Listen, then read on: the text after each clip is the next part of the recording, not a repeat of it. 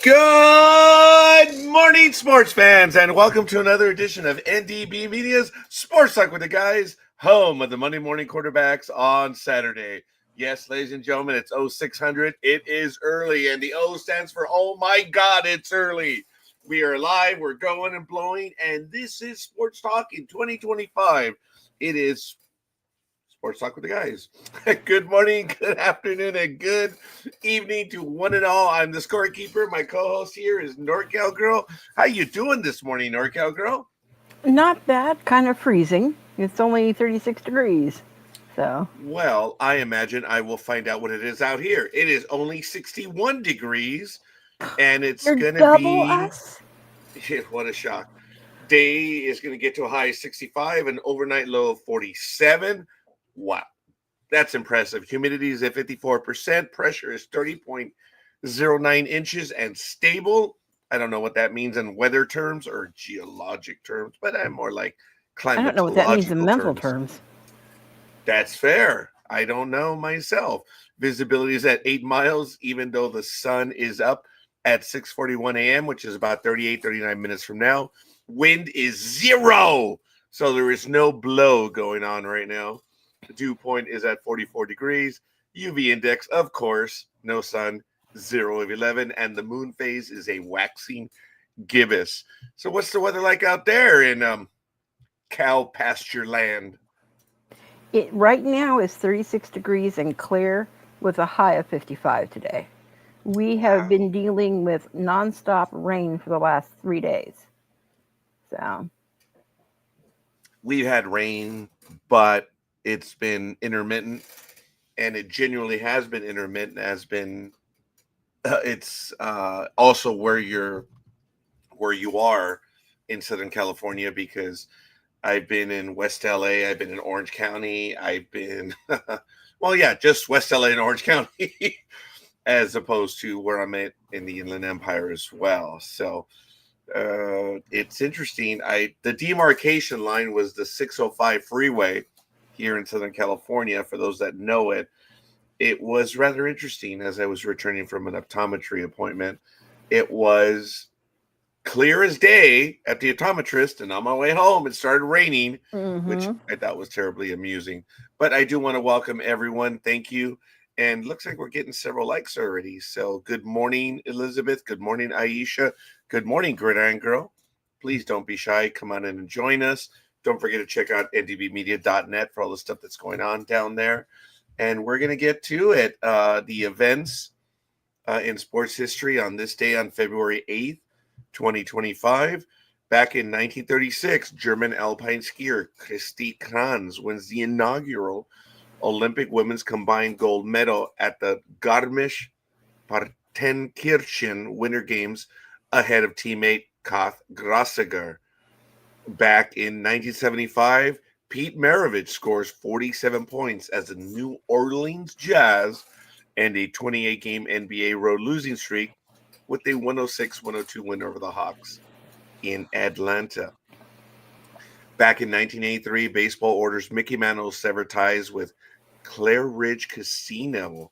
Yes, and we'll even talk about the umpire that was fired. Back in 1991, Royer Clemens, my tocayo, signs a record $5,380,250 per year Red Sox contract.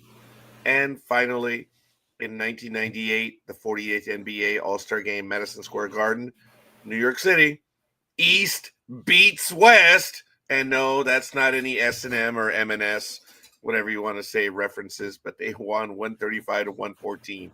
And of course, the MVP was Michael Jordan of the Chicago Bulls. Anything that you would like to add for historical purposes? Well, no, well, it kind of fits under historical, but it also fits under birthday.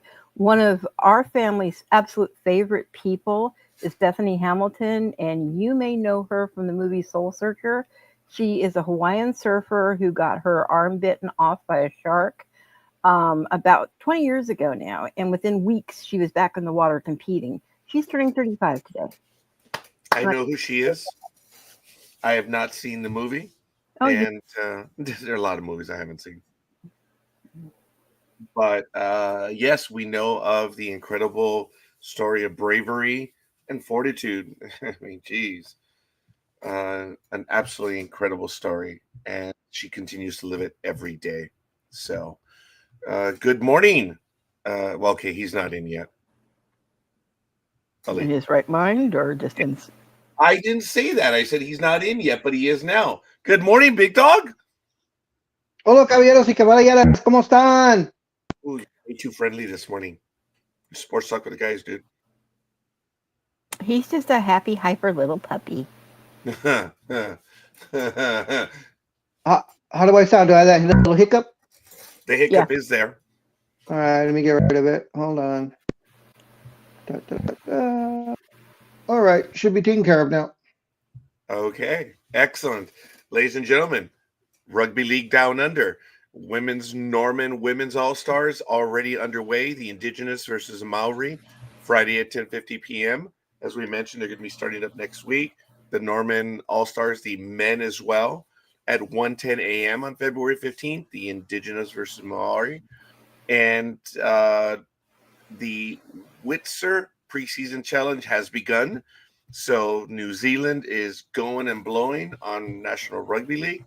In the LPGA, the women are finally doing something.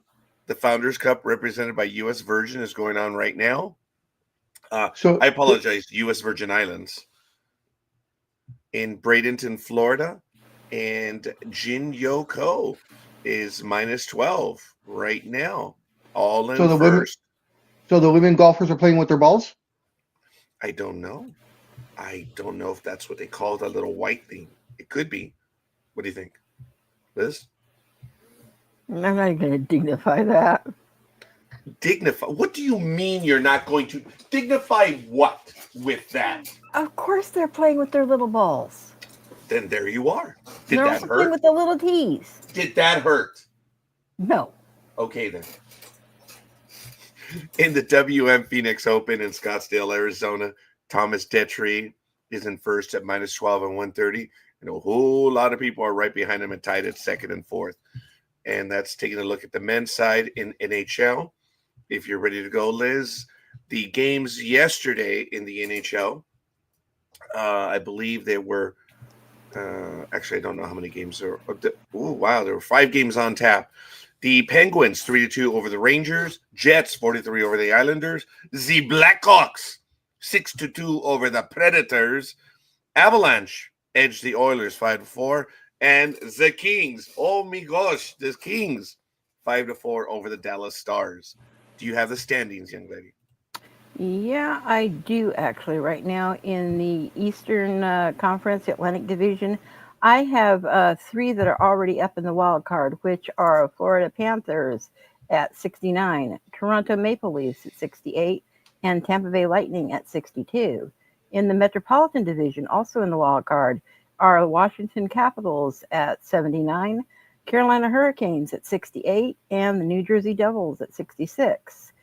And then we also have in the wild card for everything else is the Ottawa Senators at 62, Detroit Red Wings 61, Columbus Blue Jackets 60, Boston Bruins 60, New York Islanders 57, New York Rangers 56, Montreal Canadiens 55, Pittsburgh Penguins 55, Philadelphia Flyers 53, Buffalo Sabres at 49. In the Western Conference Central Division, we have the Winnipeg Jets at 81, Dallas Stars 70, Minnesota Wild at 68.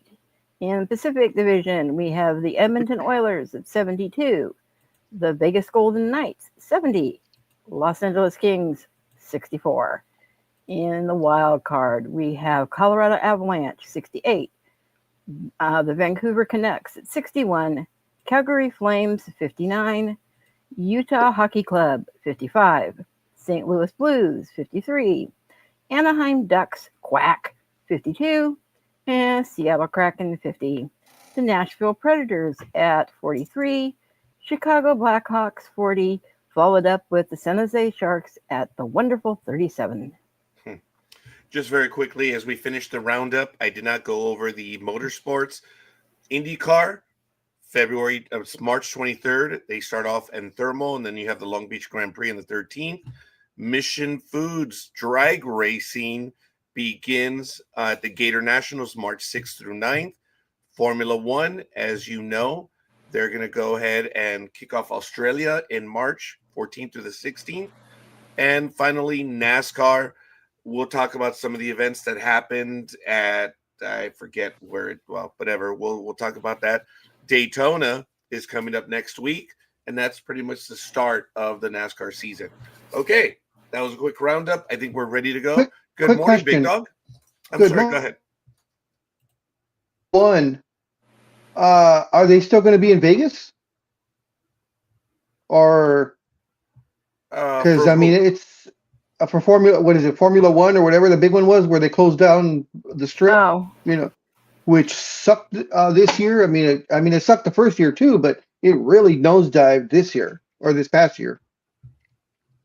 I'll tell you right now. I know there was talk about it. Yes, November 20th to the 22nd for Formula One, and it will be the Formula One Heineken. I guess they need a lot of that. Las Vegas Grand Prix, November 20th to the 22nd. So as of right now, yes. Yeah, it's life in the frozen zone isn't exciting. I don't know. I think we all are. So I don't know what that means. Good morning, Tony. Morning, Tony. Yes, indeed. Good morning. Hope everything is well in the land of Detroit and Philadelphia. Excuse me. What happened? I wasn't sure. I was drinking Coca-Cola and it I kind of came back, so I didn't know if that went over the air or not. So that's why I excused myself as I should. As a matter of fact, everyone may have heard it except for me, being that I'm deaf. NorCal girl. I didn't hear it. I didn't hear it. Did you say didn't heard it? God, you are Latin, aren't you? Well, I am. That's funny. I didn't hear the Big Dog, but I heard that grammatical annoyance. No, it's just you hear every one of my annoyances. That's the problem. No, I don't, actually. I still have conversations with you, so remember that. You have no annoyances. I would beg to differ, Big Dog. Oh, wait. Oh, you were talking to NorCal girl. Yes, he gets. I am so sorry. It's all about me. When Big Dog said that, thinking it was directed at me, I'm like, oh, no, Big Dog. I have many annoyances. But it was directed at NorCal girl. After NorCal girl made her pick late last night, she took my pick because I'm a game behind. So I would have to take the Eagles, but I'm still thinking about it. But I would have to take the Eagles to catch her in our playoff race. It's I'm one of 4 people that are behind her by 1 game. So, but NorCal girl has the lead at the moment. Thank you. I did not know that. Yes. Wow. I thought I was going to lead. You are literally queen of the herd. Well, I think I'm queen of this ridiculous fun sometimes. I don't know if it was a backfire per se. It might have just been a misfire because it came out through the front. Backfires to the back, young lady. But who would have thunk it either way? At least he was genteel enough to say, excuse me. Scorekeeper would have stuttered over it and moved on. So it is what it is. My mama taught me my mama taught me manners. Who was it? Like the water boy. My mama said. That's why I was laughing, dude. That was good. I was either talking to somebody or overheard this from another podcaster the other day that they did not. Yes, I do cheat on you guys. I'm sorry. Stop staring at me that way. I had a gasp and Scorekeeper jumped out of his chair when you said that at the exact same time. Not that we are insecure and sensitive. But what happened with Big Dog was something similar. he didn't realize he was full on mic, not Big Up, but this other podcaster, and Oh he man. go from below Oh loudly, wow. and it reverberated across air so badly. That may be the word of the day, reverberated. Folks, let's do a quick sound off in the chat room. Tony's there, Aisha. Who else is visiting, sharing the misery? Ladies and gentlemen, I'm sure the big dog is ready to go. There has been some cataclysmic activities Woohoo! going on in the NBA right now, but I do want to say, and this is an editorial directed at one moron, and I have to tell you, there were some incredible trades in the NBA, which the big dog will gladly enlighten us on in the moment, but this is the editorial. Dude, there was life before you. You are acting like a child and you are a grown man. The trade or trades that happened in the NBA were by far not the greatest in the history of sports. Maybe in the NBA, but not in the history of sports. Dude, someone said grow history up, of sports? get out of no. your get out of your basement and realize that things happened before you woke up on that day. But be it as it may, I already took a shot at him on air. I commented on his website and I said I'm actually 3 minutes early. That's a shock. But you're a moron. You're an illiterate because obviously you don't know how to read. That's why you're an illiterate, because the world has existed before you and those trades. But they were still cataclysmic. And I'm going to defer to the big dog right now if he's going to tell us if, in fact, in his opinion, it was the greatest trade in NBA history. Hey, Rent Can't Cook. Good morning. First time that we see a comment from here. Tennessee is in the house. All right. Thank you for joining us. NBA, big dog. Go ahead. This is kind of it is that trade was probably one of the top 3 trades of all time in the history of the NBA. I'm not sure if it's the biggest trade ever, but it is definitely the first time that 2 all NBA players, which of course are all NBA first team players, which are of course there's only 5, were traded for each other the following season. And I of course am talking about Sunday night or late Saturday night, whichever one it was. Incredible news came out. Everybody thought that it was reported by Sham Sharina, the new Woj of ESPN. Yeah, it hurt me too, but you got to give to get. So, but anyways, as I was saying, the big news, of course, was that Luka Doncic, who led the Dallas Mavericks to the finals. They did not win, but he led them to the finals last year. He was, or actually is, the defending scoring champion of the NBA after averaging, I believe it was 33 points a game last year. Was traded to the Lakers for Anthony Davis, Cam Reddish, a 2029 pick swap, and I believe the 2020 first round pick. This sets up the Lakers, maybe not in the immediate future, maybe not for the next year or 2, but it definitely sets up the Lakers for the next decade. This kid is only 25 years old, and he has been in the league, I believe, 6 years. He is a 5-time All-NBA player, first team, the last 5. This is what Scorekeeper and I and others have called a generational player. He has those chops. He can go off and score, as he did last year, score 70 points and make it look easy. The problem right now for me, this is my opinion, can he play with LeBron? Or can LeBron play with him? Because he is a natural ball handler. So that would mean LeBron hopefully realizing that at age 40, he cannot run the team anymore. You can't do it day in and day out. So this actually, and much as I hate to say this, this will actually prolong LeBron's career if he realizes that he needs to step back and be second banana. So I was very sad to see Anthony Davis go. I personally believe they should have traded LeBron, not Anthony Davis, but that's just me. I don't think But you're the only one. yeah, so That deal doesn't happen with LeBron. yeah, they were both shocked, Luka Doncic and Anthony Davis.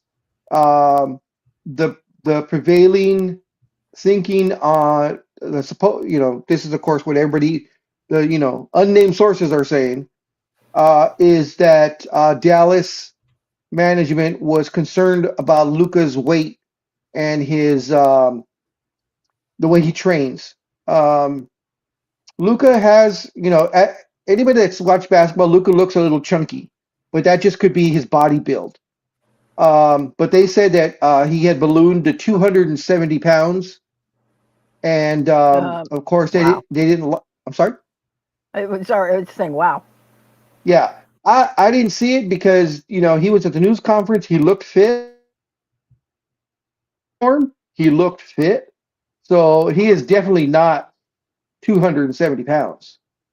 So I mean, you get weight with muscle mass, but I don't think you could even pack on that much muscle mass for what I've seen of him now.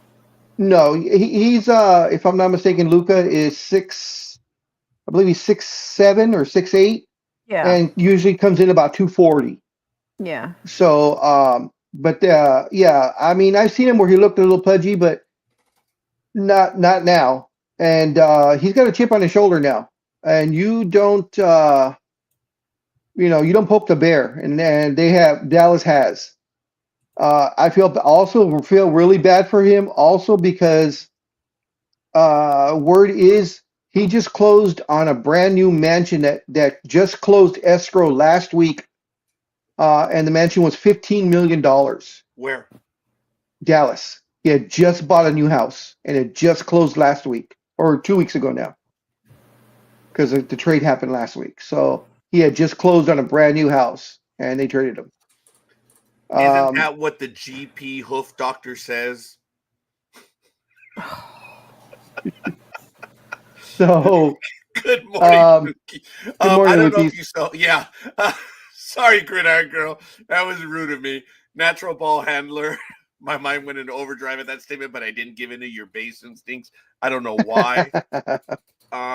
So and that was the beginning because, of course, trading Anthony Davis, we weren't great on defense in the first place, the Lakers, and trading our interior defender and actually a top 3 defender in the league. But of course, when you're getting a player like that, you have to give to get someone like that.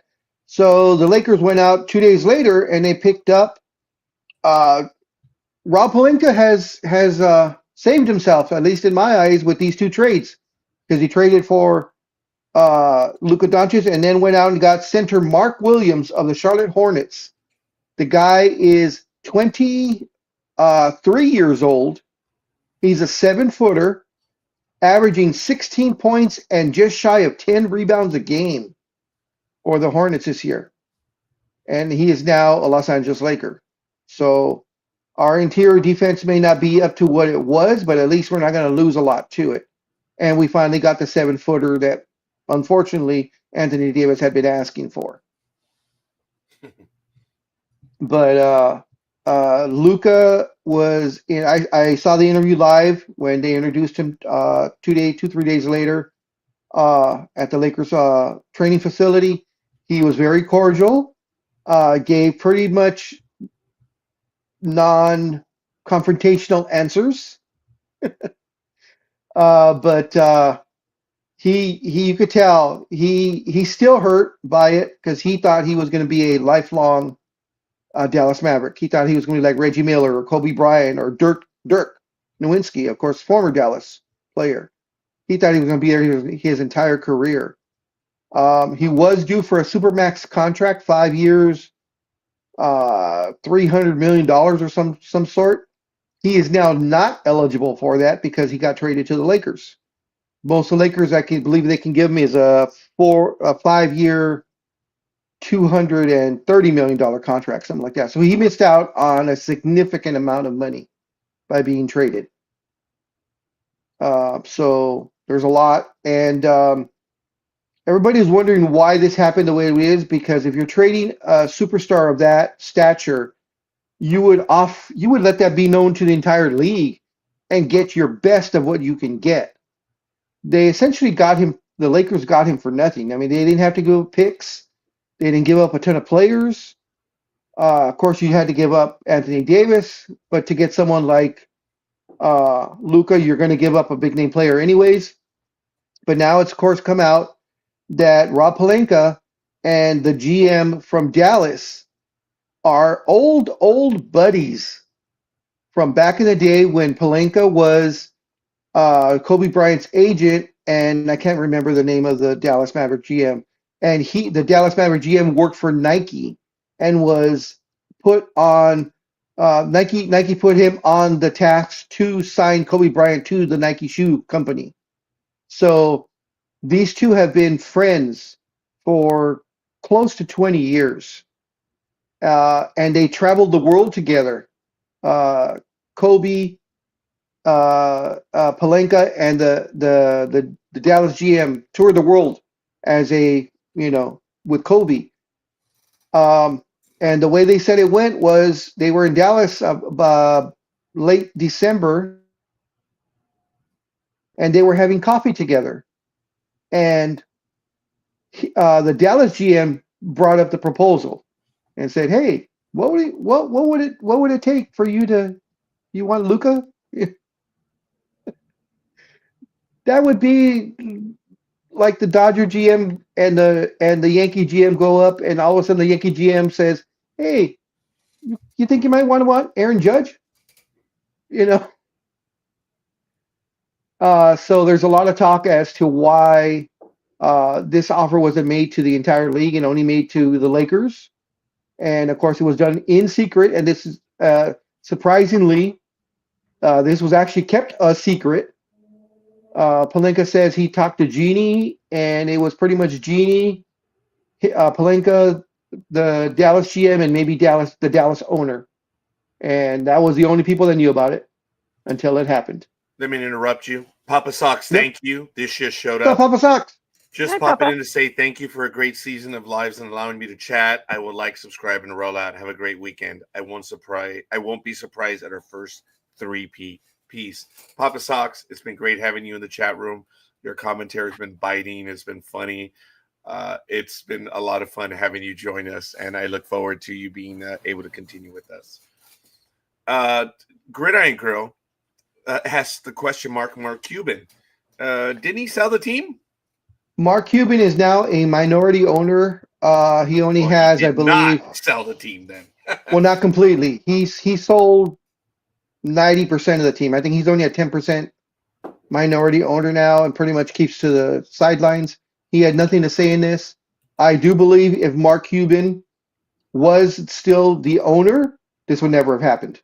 Because they asked him a couple of years ago, Mark, what would you do? Would you rather divorce your wife or trade away Luka Doncic? And he said, "I'd call my lawyer and get the divorce papers ready." That's exactly what I was about to say. Yeah.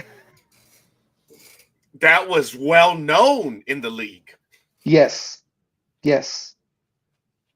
So I would love to. I've been scouring all the news platforms and on the internet to see if they've gotten a quote from Mark Cuban, and I haven't found one yet.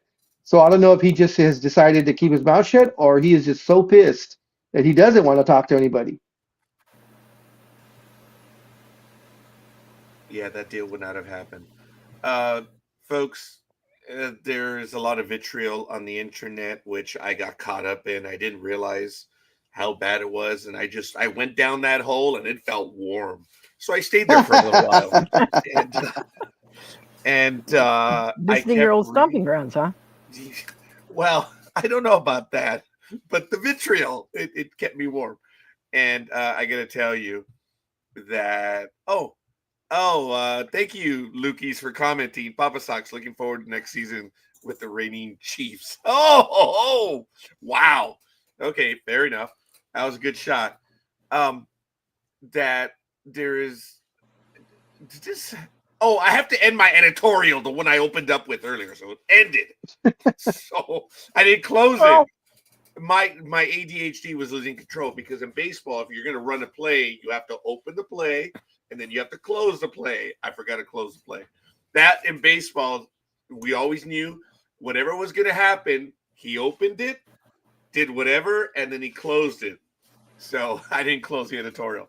But folks, I cannot believe the stupidity that's out there on the okay, I know I said internet and stupidity and can't believe that people are saying that this is a conspiracy. The deal was in, it's fixed, the gamblers won, Las Vegas won, and it was, I guess, just something I'm sharing with you that I was genuinely shocked that a former co-host of this program would probably be losing its mind right now because the conspiracies galore are just unbelievable. And these are somewhat professional podcasters that I've heard in the past that kind of sound like they know what they're talking about. And now they have gone down this rabbit hole of genuine hatred and conspiracy. Folks, these deals happen. And they happen in a vacuum, as much as you don't like to believe that. They do. Catch the person at the right place in the right time, it's done. Some general managers are not experienced. This guy's going to have to live with it for the rest of his life. I mean, someone sat Wally Pipp down for Lou Gehrig. Who was responsible for that? So it's so funny that the memes that are out there making fun of the Dallas GM. It's this person's gonna have to live with it. I don't think they're gonna be able to live in Dallas. But then you're gonna have the mob going after the general manager after a while, and it's it's the internet. Who cares if they make noise? So hopefully they don't threaten the GM. But ladies and gentlemen, the GM does not have the authority to make that trade. Ownership has the authority to make that trade. Well, has final approval, yes. But ownership had to sign off on it. Yep. Okay. Think about that. There are very few GMs that have the authority to make those deals. In baseball, there used to be half of the GMs. In these billion-dollar worlds, I don't think there's a GM right now in baseball that has the authority to make a move without ownership. In the NBA logo had the authority to make the deals, but he was given parameters and he stayed within those parameters. So this is kind of like what happened in the Star Wars franchise. Everyone's going after a particular director or a particular writer. Management signed off on it, folks. Management signed off on this. So if we go by the trash that's out there, because it feels warm, is he an issue of... I admit what I am, okay? I have no problem. That was funny, though. Yeah, it was. Anyway, is conditioning an issue with him? Because, dude, from the side, he does look like William Riker from the second season of The Next Generation.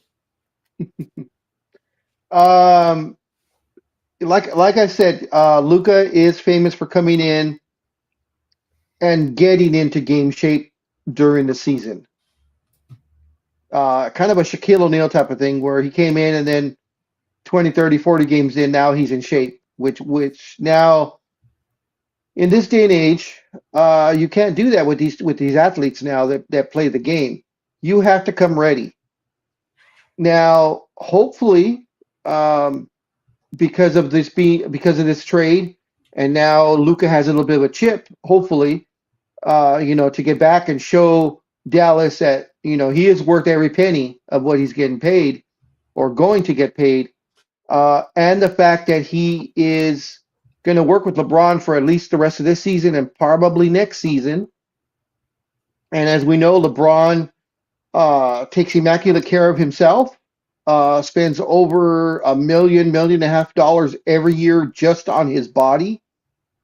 So maybe in working with LeBron, he'll a little bit of that working out mentality will rub off on him. So we'll see. And you know what the kicker was, and I loved it. There was a third team in there, and that was the Utah Jazz, and they got, I forgot who they got, a player that didn't matter, and a second round pick. That was to make all the money work. The funny thing is, Utah's team. Do you remember, scorekeeper, who the GM of Utah is? I only remember their head coach right now, which was Sloan for a while. Danny that's Ainge right. Is the GM of the Utah Jazz. Oh yeah, would you explain what happened with that at the? The funny thing is, because of what was being traded to the Jazz, had nothing to do with the Dallas Laker mess. You know, nothing from Dallas was going to Utah, so the Lakers just called Utah and said, "Hey, this, you know, we want to give you this, and you give us this, blah blah blah," and it was okayed by Danny Ainge, thinking he had gotten a player and a pick for pretty much nothing.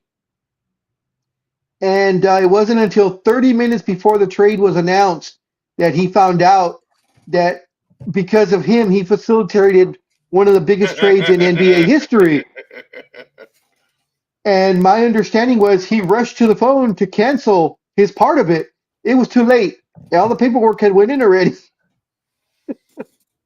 Yeah, actually, I don't know if the paperwork went in. Not to be argumentative, but the league was informed. And once the league is informed, it's done. It's a done deal. So, yeah. I heard about that he tried to get out of it. Yep. And so, you know, I know for a fact, even though I don't know anybody in the Laker organization, but I know for a damn fact that Danny Ainge and the Utah Jazz will never deal with anything with the Lakers ever again. Folks, even if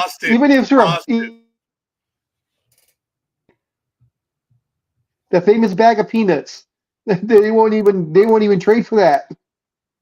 Okay. Look at the Lakers now. They are possibly a second round contender easily, in my humble opinion, based on the talent they picked up. Do they have a serious chance at a championship this year already? Yeah, if LeBron and Luka can work together, yes, most definitely. It's nice when the league gets sugared. Yeah. And of course, the other big one, and of course, we're not a big fan of him here at Sports Talk with the Guys, but Jimmy Butler got his trade. It was a mega deal. Let's see, 1, 2, 3, 4 teams were involved in this deal. 5 teams, actually. So the Golden State Warriors got Jimmy Butler. The Miami Heat got Kyle Anderson, Devon Mitchell, and Andrew Wiggins, a 2025 first-round pick via Golden State, top 10 protected. The Detroit Pistons got Dennis Schroeder and Lindsey Waters III. Utah got KJ Martin and Josh Richardson and a 2028 second-round pick. The Toronto Raptors got PJ Tucker and a 2026 second-round pick via the Lakers that I believe Golden State had. I'm not quite sure where that one came from, which team it came from. It might have came from the Utah Jazz that we had just given him. And the Toronto Raptors, along with cash considerations. So Jimmy Butler is now a Golden State Warrior. He signed a 2-year extension for $121 million. So $60,500,000 for the next 2 years, and he is 35 years old already. I would not have paid that much money for Jimmy, Yeah, but he's that's just getting me. a little up there for that amount. Yes, yes, he is. There's a lot to be said for having a new place to work. It does give a brand new feeling to the psyche, and having a new environment can help the player. But, ladies and gentlemen, we are talking about Jimmy Butler. So, uh, he did get Yeah, the he's quan. He got the respect, as many basketball players say, show me the respect. And that's the thing, which is the amusing thing. This is how much we respect. Well, I respect Jimmy Butler. I will not sign a long-term deal if a trade is implemented. That took like what, 3 seconds? About as long as he normally takes. I'm going by just sure internet vitriol. the. I mean, Jimmy Butler is a great player. Uh, he's not an all elite player, but he is up there. He's pretty damn close. The only thing though is when he gets tired of a place, he immediately wants out. This, I believe, is his fourth team now, maybe 15. You know, and he has pretty much burned his bridge every single time. He has not left on good terms anywhere. So, um, he went to Golden State. There, of course, is that slight rumor that LeBron will be heading that way next year. In fact, there was a rumor that he might be traded to Golden State before the trade deadline, and that was before the Luka Doncic deal happened. Oh, which of course, uh, everyone is saying LeBron knew nothing about the trade. You guys know how I feel about that. Well, not again being argumentative.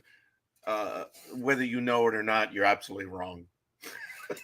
It's the whole deal about LeBron being involved and everything. Look, folks, Anthony Davis took a somewhat shot at LeBron James days before the trade happened. It's on record. You saw it. There was a comment. Your big dog wishes to enlighten us on it because I don't really care. But there was a comment directed at LeBron. Days later, Anthony Davis is gone. Yeah, it was actually a couple of weeks before, but it was a record that LeBron broke. I can't remember which one it was because it's longevity records that he's getting. And folks, But we won't take that away from LeBron. no, It's no, just no, not at yeah, all. Not at yeah. all. He has played. I mean, look at the numbers No, he's putting up now. Look at the numbers yeah, he's putting up now. yeah. But it had to do with points, I believe. And someone asked Anthony Davis, what do you feel about LeBron breaking the whatever record it was for points? And you could tell it seemed like Anthony Davis was annoyed by the question because he just sat there and very nonchalantly was just like, oh, yeah, great for him. And then kind of under his breath, but enough for all the reporters to hear, but it took him 8 years longer than Jordan. And then he had a huge smile on his face. And then, a week and a half, 2 weeks later, whatever it was, he's no longer with the team. Of course, the other big one that the internet likes to make fun of is a meme. There was a game that they were playing, and Anthony Davis came out, to get his rest. And LeBron usually sits at the end of the bench during games when he gets his rest. And Bronny was sitting right next to him. And Anthony Davis walked up to Bronny and just looked at him and kind of went, get out. Oh yeah, rookie. So Bronny, yeah, rookie. Yay, Rook, get out. Yeah, that's where I want to sit. And LeBron was laughing, and that, I don't think that, of course, had anything to do with it, but of course, the internet going, this is the reason why, Davis is gone because, he made fun of Bronny. But that's just hazing the rookie. You make them move. Folks, the rook will never sit where the veteran wants to sit. If you Yeah, do so, exactly. hey, no problem. It'll be handled on the team, in the Yeah. team. So, But yeah, a lot of talk about whether LeBron knew or not. They said he was at dinner, having dinner with his family in New York. They had just finished beating New York. But And if you read in between the lines, it was clear they were having dinner when it was announced. yep. So he didn't know of the announcement of the trade. Come on, folks. Let's not be foolish here. So, NorCal Girl, being from being from up there, what is it that you're Up on hearing the from high up and north? oh, I was gonna say up on the high and mighty, luxurious. That we're the more preferred, the special, the one with the wings. Yes, Unlike Wild Lean from the north. Proceed. Okay, no, what were you saying? Because I was so gloating in my. You are, actually, you are, and that's really good. Of the deals that both Golden State and the Lakers pulled off, what is the opinion and of Sacramento. Sacramento got rid of De'Aaron Fox. Right. Yes. I'm sorry, they did too. And Liz, I don't think you were here for it, but I talked about in going up to Sacramento for political stuff related to my union and work that when you were walking the halls of the state capitol, you knew who was, and I told this to the big dog, that you knew who are the representatives from the South and who are the representatives from the North, because you could see purple and gold at the time on all the, and then on all the Northern and local representatives, they had the article, which was classic, the NBA Dream Team. Yep. Shaq and Kobe and the three refs. Mm-hmm. That was funny. I thought it was damn funny, and I shared it with Big Dog. He chuckled also. But be that as it may, what is the opinion from where you are in Calville? Did you just say Camelville? No, Calville. I said Calville. Okay. I was like, good God, I didn't think I'd move that far That's east. another joke for another day. Yeah. No, seriously, I haven't. I might go ahead and pull that joke, but anyway, go ahead. I think some people's feelings are undecided. Mainly, I've spoke with a lot of my family are big time Kings fans, and they were okay with that particular trade. As far as what's going on right now with the Lakers and stuff, everybody knew that, like you were saying, read between the lines. It was not a secret, and anybody who thinks that it was a secret that he didn't know. That's how deals are made. They're backroom deals. Okay, fair, but I do need to clarify, NorCal Grow, that the situation with LeBron James is we found out that he has a say on many things. Of course he does. The team does. Of course he does. Okay. That was never in question. I mean, So, other than that, I'm not quite sure what you're implying as far as what our feelings are. I think we're all in agreement with you. The South is hated by the North.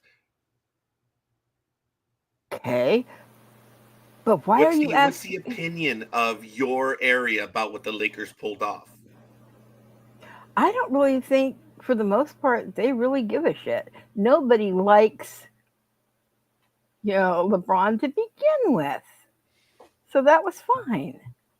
So, I mean, as far as that goes, we're not upset with it. It's like, okay, do what you want. Yeah, but we got a top three. We got a top three player. I mean, he finished second in MVP. And you guys got Jimmy Butler. Well, Golden State did, yeah. This is my opinion. Okay? Oh, here we go. All right, hold on. All hands. Action statements. I am a Kings fan, okay? But I hate to say this, but for the most part, the Lakers, for most years, have been a better team because the Kings choke every single time they get even near championships. So overall, I would go with the Lakers hands down 99% of the time. They made the better deal. Good for them. Fair enough. Well, allow me to interrupt everyone. Good morning. It is 6:50 a.m. on February 8th. Good morning from across the pond, anime girl. How are you? I'm okay. Lord. Good Did morning. you purchase a new mic? Good morning. Or do you have a cold? Yeah. All of the She's above. in the bathroom. No. I've got noisy neighbours who slamming doors at the moment. They're being antisocial. No, it's Ah, just the way you were echoing. You've got a different sound. Yeah, but I do have a cold as well. That's I'm still getting I'm over that sorry from that last weekend. you're sick. You say Oh. cold, scorekeeper immediately buttons up more. Did you catch that? I was actually trying to find the little That's the screen. Sheldon in him. Yeah. Here, put this on back. I'm not going to So go there. so Okay, well, take your just shirt off and put it around the right way.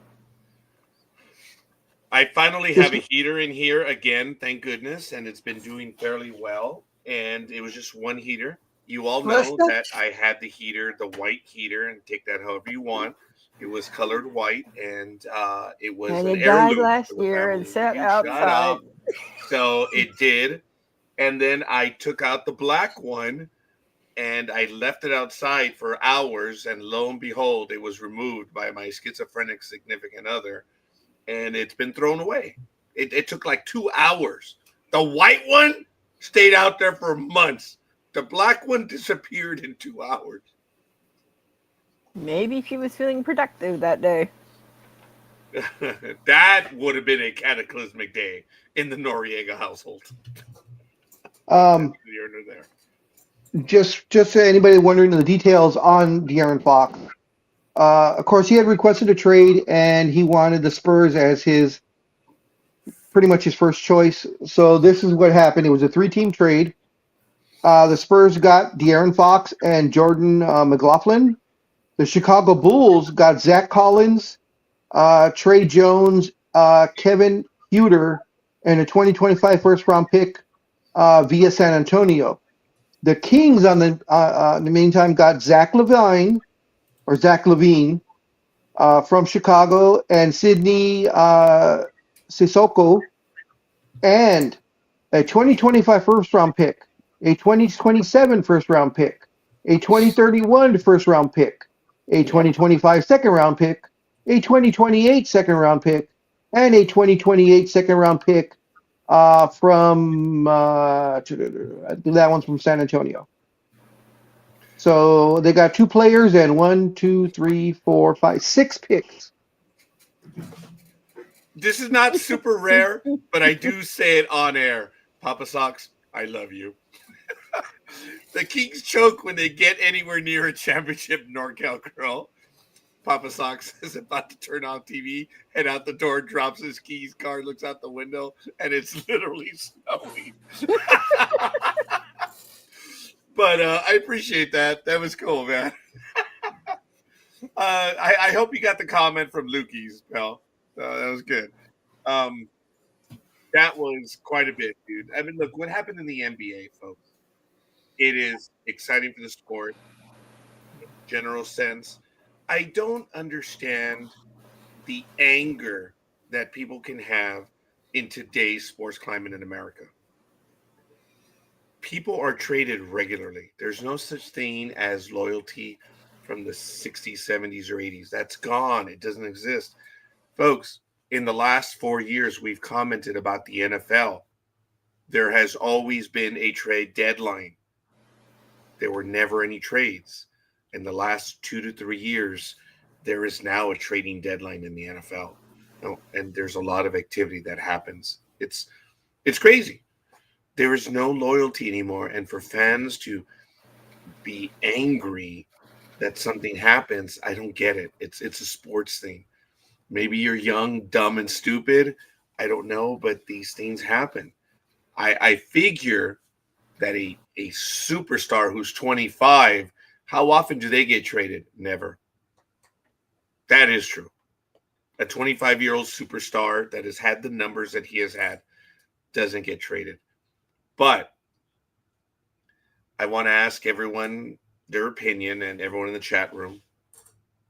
Do you feel this was a colossal mistake by Boston? That's one. And two, Boston. Same difference. Dallas. Okay. Was it a colossal difference or a failure by Boston? Will the general manager have his job next year? And three, the guy has problems with his health. So, or not his health, but his conditioning. physical Yeah. conditioning. We don't know the whole story that Dallas had to deal with this guy. We really don't. Folks, not everything gets to TMZ. Not everything gets to Sports Talk with the guys. But for a team to actually make a trade like this,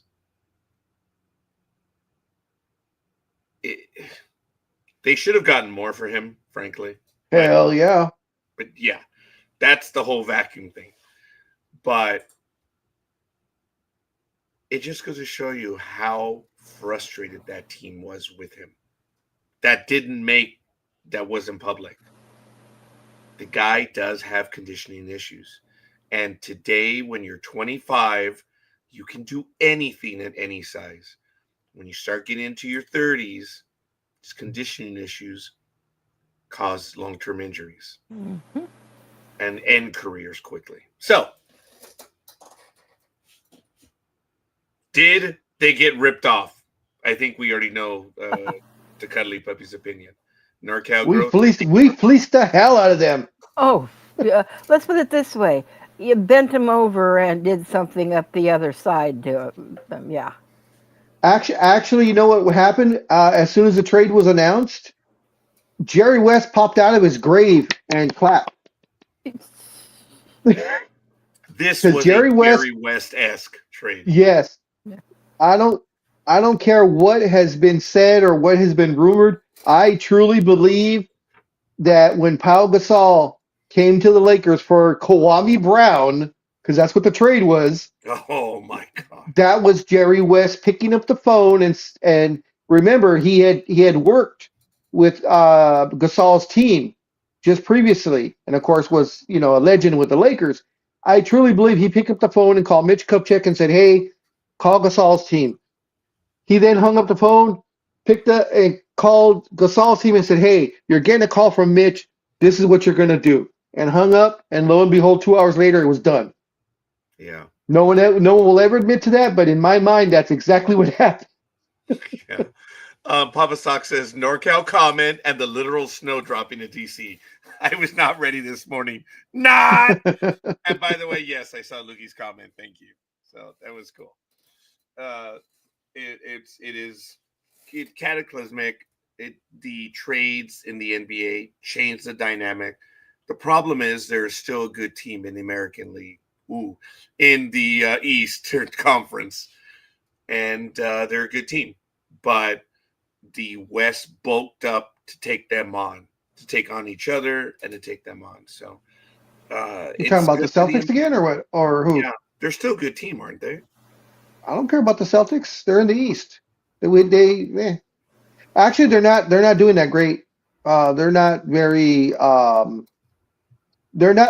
teams are not fearful of them this year.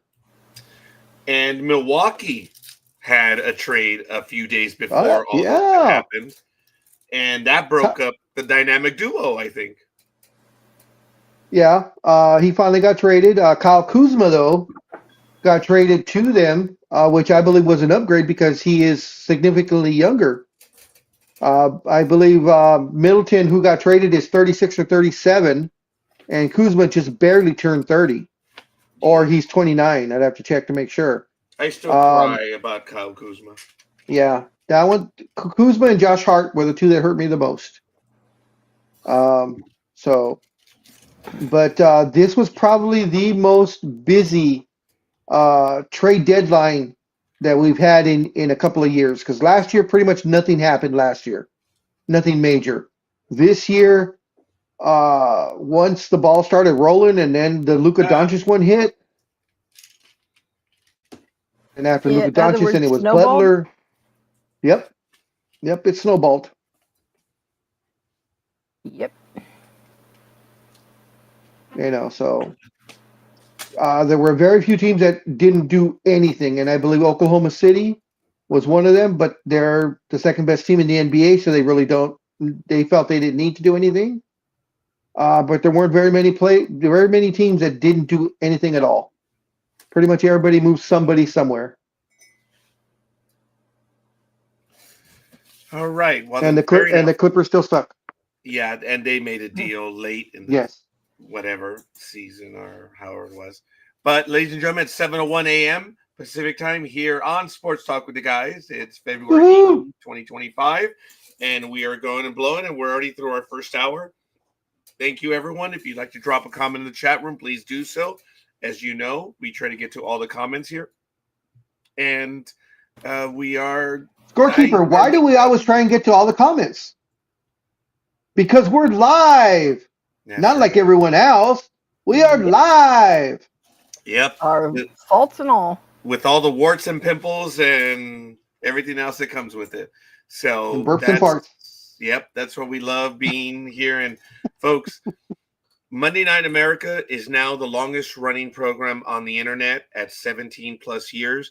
And Sports Talk with the Guys is the second longest running program on the internet at 17 plus years minus 2 months. That's it. One debuted in September of 2008. The other one debuted on November 1st, 2008. And I don't know. Are we alive or live? That is questionable, Papa Socks. That is. Do you realize, Scorekeeper, that literally we're almost legal now? Almost legal, yes. We are almost legal. And ever since Red versus Blue bought it at 24 years, they finally called it in 2024. 24 years, by the way. Once they stopped, that's it. There is no one else. It was thrown in my face that Joe Rogan is actually the longest running. And no, he's not. He started in 2009. Sorry, folks. Sorry. So we are now the longest regularly scheduled. You've always got to put a qualifier in there. We are the longest running program on the internet. And that's absolutely crazy. I never thought I'd have a claim to that on anything. So it's been cool. And DB Media has been on air since September of 2008. It's kind of fun, kind of exciting. So anyway, had Matthew been on, he would be the longest running program on the internet. So, and folks, there are people that are within our universe that will say, well, I was on before you, but as I put the qualifier, we are the longest running continuous. You know, if you take 4 or 5 months off, that doesn't mean you've been on consistently.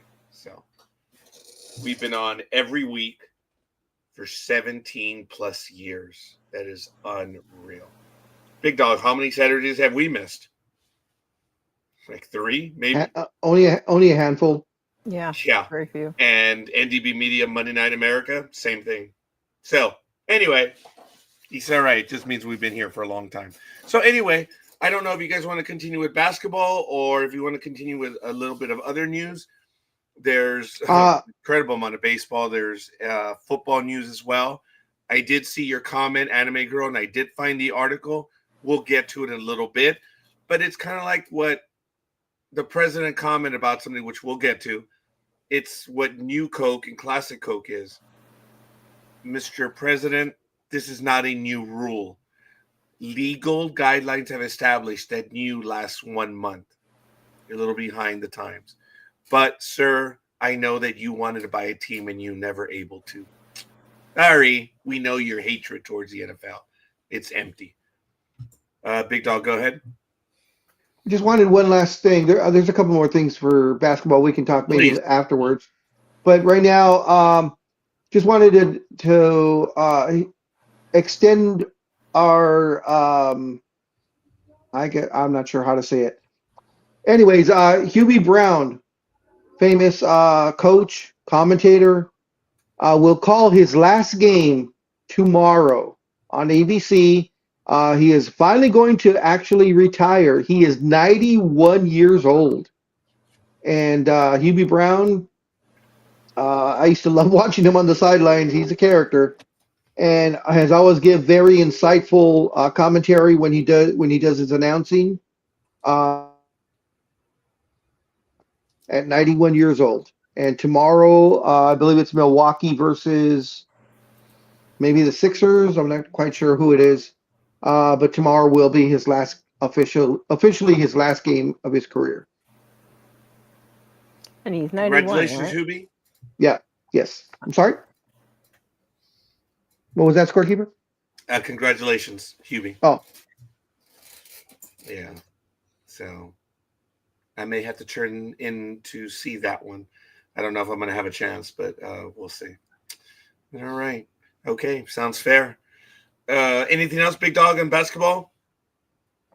Ben Simmons, who of course sucks, but he plays better than I do.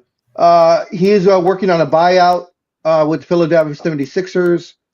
As we all know, he was touted to be the next big thing, and that fizzled out because he's afraid to score. He cannot make a layup to save his life.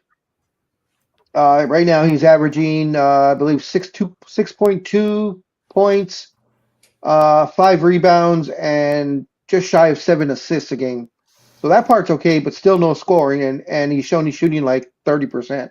But he's working on the buyout, and they're saying that he is eyeing either the Clippers or the Cavaliers once the buyout is complete. Good luck with that, Mr. Simmons, but you never know. Yeah, he's still owed something like $70 million. So between this year and next season, excuse me. So it's a lot of money. Scorekeeper, what's the usual that you're aware of, say in baseball? I don't know if they do buyouts in baseball in the contracts or not. What would be what do you think would be if you're a player? What are you willing to give up? Are you willing to take maybe just 70% of your salary or 60? Do you want 80? What are you looking for? It's not the buyout in the way that the NBA is done. Let us just look to a very famous day in Major League Baseball that has been celebrated for several years now, July 1st. They're called deferrals. Bobby Bonilla, a nice guy, genuinely a nice guy. What happens is the money is deferred. Folks, math majors and everyone else, 8% is the magic number. If you can get a deferral that they're willing to pay at 8%, you run to sign that deal.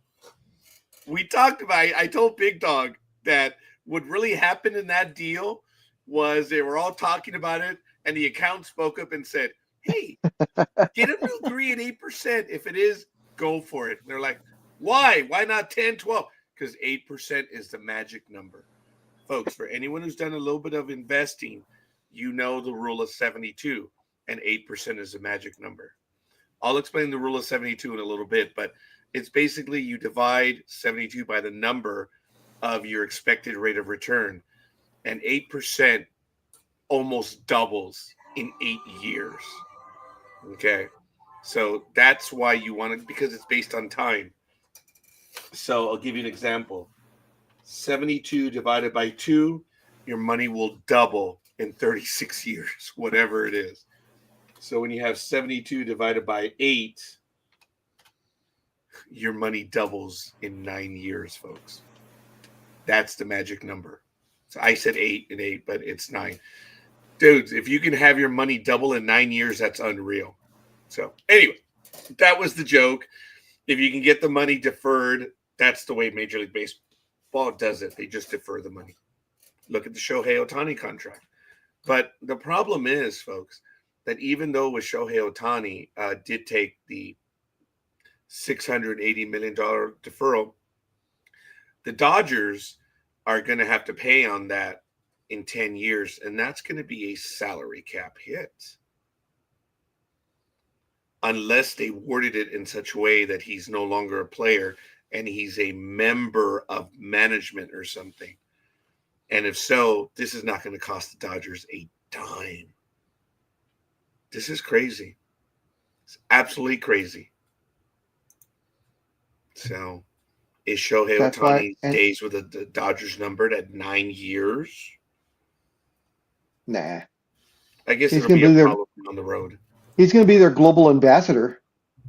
Probably, yeah. Wow. there are ramifications to the deal, but when you get it deferred, it's okay.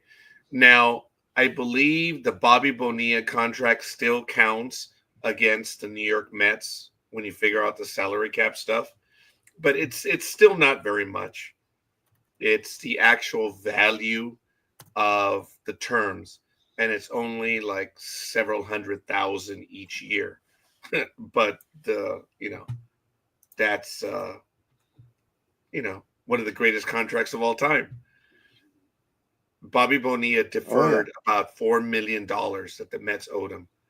And you all know that the Mets ownership group, the Wilpons, had invested in the Bernie Madoff investment plan. And they were getting 10, 20% a year. And we can absorb 8%, BFD, no problem. Yeah. Yeah, folks, seriously. No one. And I don't care. I don't care what you say. No one delivers 20 to 30% consistently. Everyone can be lucky. Shit, look at me. I won this year. Anyone can be lucky. I'm proof. That doesn't mean I'm any good at it. Seriously. You have to win consistently. And in the investment world, no one delivers 20, 30% every year consistently. And Bernie Madoff was. And what happened to everyone? They lost everything. So the Bobby Bonilla contract is now an albatross around the Mets' neck. He is what? He's still like owed 15 years, 1.5 million a year. Something like that. Something like that, yeah. It's unreal. Way to go, Bobby. Way to go. So sorry, it turned into a financial tirade right now. Let's get back to sports, folks. Bobby Bonilla Day. It's a beautiful day. And as I pointed out to you guys, there are more Bobby Bonillas Yes. than we care to admit. Yeah. The Bobby Bonillas of the world? Yes, that's why I flinched. That's one of my triggers. But if I'm not mistaken, I believe Bobby Bonilla has another deferral contract at the same time, and that one is almost done. I think he's got another 3-4 years on that one. I forgot what team it's for, though. But it's not as great as the Mets one. No, but it's still a few $100,000 though. Hey, money's money, man. The guy's in his 40s and he's getting money. Good way to go, Bobby. Way to go. So, like I said, love your accountants, folks. Love them because they always look to deliver for you. So, I know it happened where they were negotiating. What are they going to do? And Bobby's going, hey, offer him 8%.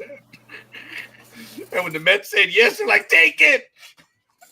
So that's how they signed off on it. It was great. So now teams usually do deferrals without interest because they've been burned already many times. So anyway, all right, we're going to go and continue. Anime Girl, you posted an article, and we'll get to you, NorCal Girl, in a moment.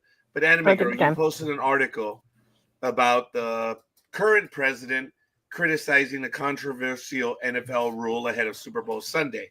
Let me preface this that you brought the article. Yeah. The one from not in this country. Anime Girl? Yeah, I was just I was perusing the internet, and I come across this where it would appear that as NorCal Girl pointed out yesterday, the ginger-headed pigeon that rules your country seems to be a trifle offended and upset about the way the football matches are started. And I wondered what you people, since you're so skilled in this field, what you thought about it. That was all. What is his objection? Yeah, Oh, okay. Let me paraphrase it then. In the article that was posted by Anime Girl earlier, and you can find it on the Facebook page if you want to follow the link. But I mentioned this earlier about him not being able to own a team. So Donald Trump has criticized the NFL's controversial kickoff rule ahead of his attendance at the Super Bowl on Sunday. On Friday, the president praised the Kansas City Chiefs and Philadelphia Eagles via his Truth Social account. He also shared his thoughts on the NFL's dynamic kickoff rule implemented last year to decrease injuries by limiting high-speed collisions and incentivizing returns. Quote, I'm unable to imitate the man. Two great quarterbacks in this. I know, I've never tried. I respect you too much for that. Yeah, me too. Two great quarterbacks in this game.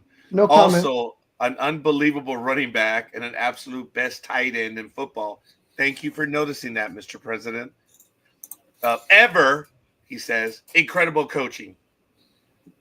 If they would only get rid of that really weird-looking new kickoff deal, which actually makes football more dangerous, they would be doing everybody, especially the fans, a big favor.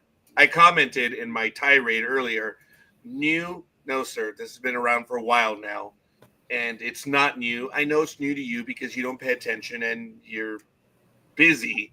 I get that. No, I'll give you that. But it's not new, and it's been around for a little while, sir. But you're thinking that by doing that, what their NFL is doing now, it leads to more injuries? Anyway, it will be a great game, he concluded. I'll be doing the interview before the game at 3 p.m. There hasn't been one in 4 years. Gee, I wonder why. That's what he said. That's his quote. So, go ahead, big dog, if you care to. So, what exactly is he angry about? I thought he said something about something about pregame something or other. That's what I thought it said. No, it's about the kickoff. It's about the kickoff. Yeah, he's not happy with the way it works. He's a fucking idiot. Oh, I'm sorry. I apologize. I'm sorry. No, you say it like it is, big dog. Just say it like it is. No. That was bad. I apologize. NorCal girl, you respect Roger intentionally. That was directed at you. Good morning, Lethal Migraine. And Lethal, I think you missed the point of the video of the person in Kentucky that had the little thing, hey, we're from Kentucky and we're really smart. Now, when people do those white letterboard comments, they take the top one off and go to the next comment. The idiot was taking the rear one off and then the next one in the back and the next one. That was the joke. He said, we're not stupid from Kentucky. And if you look, there is writing on the other words. I thought that one was funny, folks. And if you don't know what I'm talking about, I'll go to my Facebook page. Oh, I already have it ready to go. So one wonders why. And folks, it's funny. The guy, you need to look at it. There it is. See, look, just because we're from Kentucky does not mean we are not smart. Okay, you're seeing the variant. See, he's taking the stuff out from behind. See, it was actually kind of funny. So you're still reading the one up in front. So, we lost a big dog. I am so sorry. Well, you put something up on the screen, and you know what happens when you do that. He always disappears. I'm sorry. That was poor guy's probably sitting there thinking, "What again?" Yeah. He's used to it, though. We disrespect him and boot him so many times. It's not even funny. Yeah. So anyway, I apologize. I kicked out the big dog right now. So your comment then on that? Okay. The only thing that the orange orangutan is upset about is the black guys are allowed to play in the NFL. Anime girl, your comments about it? I just don't get where the guy's coming from. I mean, nobody was happy when it first came in, but it ain't new. They've got used to it. I don't even know why he's bothering to turn up. I mean, he's just a pain in the posterior. Sorry, I don't like the guy. That's okay. I already switched platforms, so it shouldn't be a problem anymore. I understand that, but they railed against me again, and I apologize. The mea culpa. Oh, So you take it for poor whatever it was. thing. Yeah, poor boy. Yeah, I know. He's so unloved. Yeah, They're talking about you, Every- dog. everybody hates the scorekeeper because he's Oh a hell Yeah. no, I've never said that. It's okay. It's just cold out here. Anyway, so your thoughts on that, big dog, on the railing of that he says it's new Excuse me. and it's bad for the sport and it He, leads to more injuries. well, I really don't listen to a lot of what 47 has to say because usually he's talking out of his, where posterior region. He talks just to listen to himself, to hear himself speak. So, it's just when he signed. A perfect example was when he signed the Canadian deal for the tariffs. How saying whoever made this previous deal, he made the most horrible deal that, in history and all this other blah blah blah blah blah. And John Stewart, of course, jumped in really quick and said, "Let's find out exactly who made that deal before." And of course, yes, it was in 2018 when he was 45. He signed that tariff deal saying it was the greatest deal of all time. And of course, 6 years later, says, yeah, of course, it was the worst deal of all time, and the person who made that deal officially, should be fired. If only that was the case. Oh yeah, please, somebody fire him, preferably out of a gun towards the moon. Said in jest. Anime girl. Or you, NorCal girl. Okay, I'll call you. I'll come whenever you call. That's fine, no matter what you call me. Yeah, whatever. You're talking to Big Dog. I'm asking you for your commentary. I think it's absolutely ridiculous, especially to the point where he said it causes more injury. Actually, unfortunately, I hate to say this, it's caused less injury because we all thought it was so absolutely ridiculous when it first started. We've gotten used to it. We've gotten to understand it. And from what it seems like, it does prevent injuries, not cause them. So I don't know what on earth this man was talking about. Good morning. What's the topic? The topic is your favorite president, Mr. Alvarez, Mr. Speedy, number 47. Yeah. Can I call him? Pigeon. How about if I call him 92? How about if I call him 92 instead? Oh, his age, you mean? No, it's 45 and 47 together. Oh, That was okay, quick. that works. That was quick. Folks, look, I think the Big Dog stated it eloquently that he just likes to hear himself speak. But when Big Dog was saying that, did you notice I was like, whoa, wait a minute. And did you hear what I was saying under my breath? Yes. No. Yes. Yes. Oh, because while Big Dog was commenting, I don't think he was paying attention. But when he I said saw he you. liked to hear him, I'm like, me? And I didn't hear when she said yes. That was pretty good.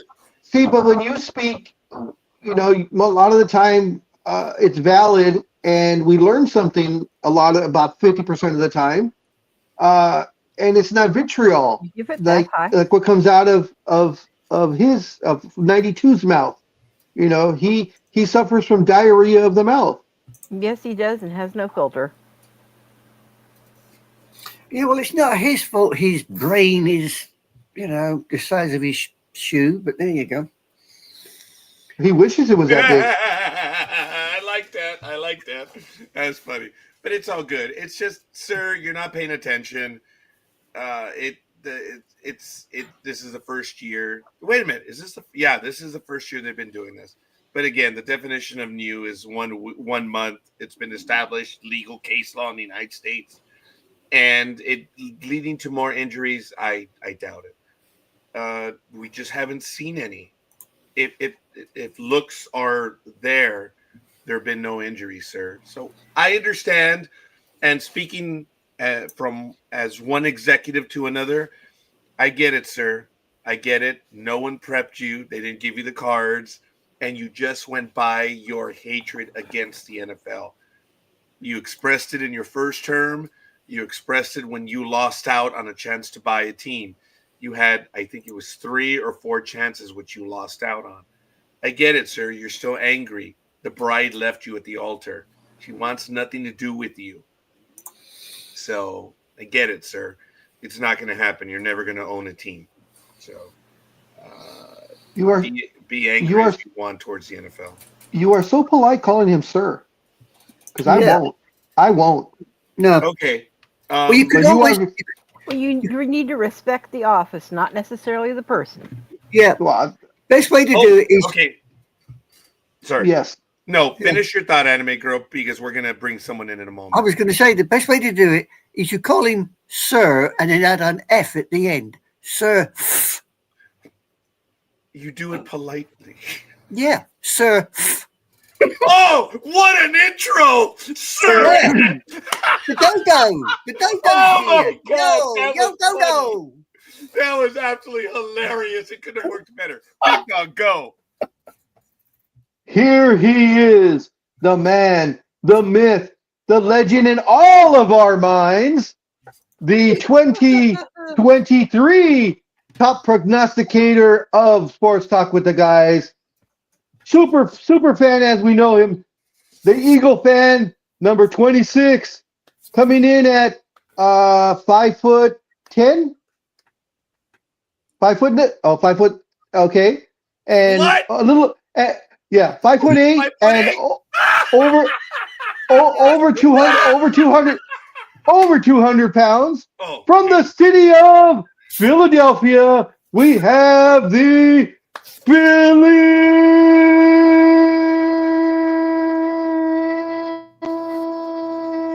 damn, I was dead 3 seconds in. Best Show. Let's go Super Bowl weekend. Let's Oh go. man, Here. that first part got me. I'm glad I have the lung capacity. Oh, talk Whoa. about making things happen. Wow. Ladies and gentlemen. Wow. Okay, forgive me.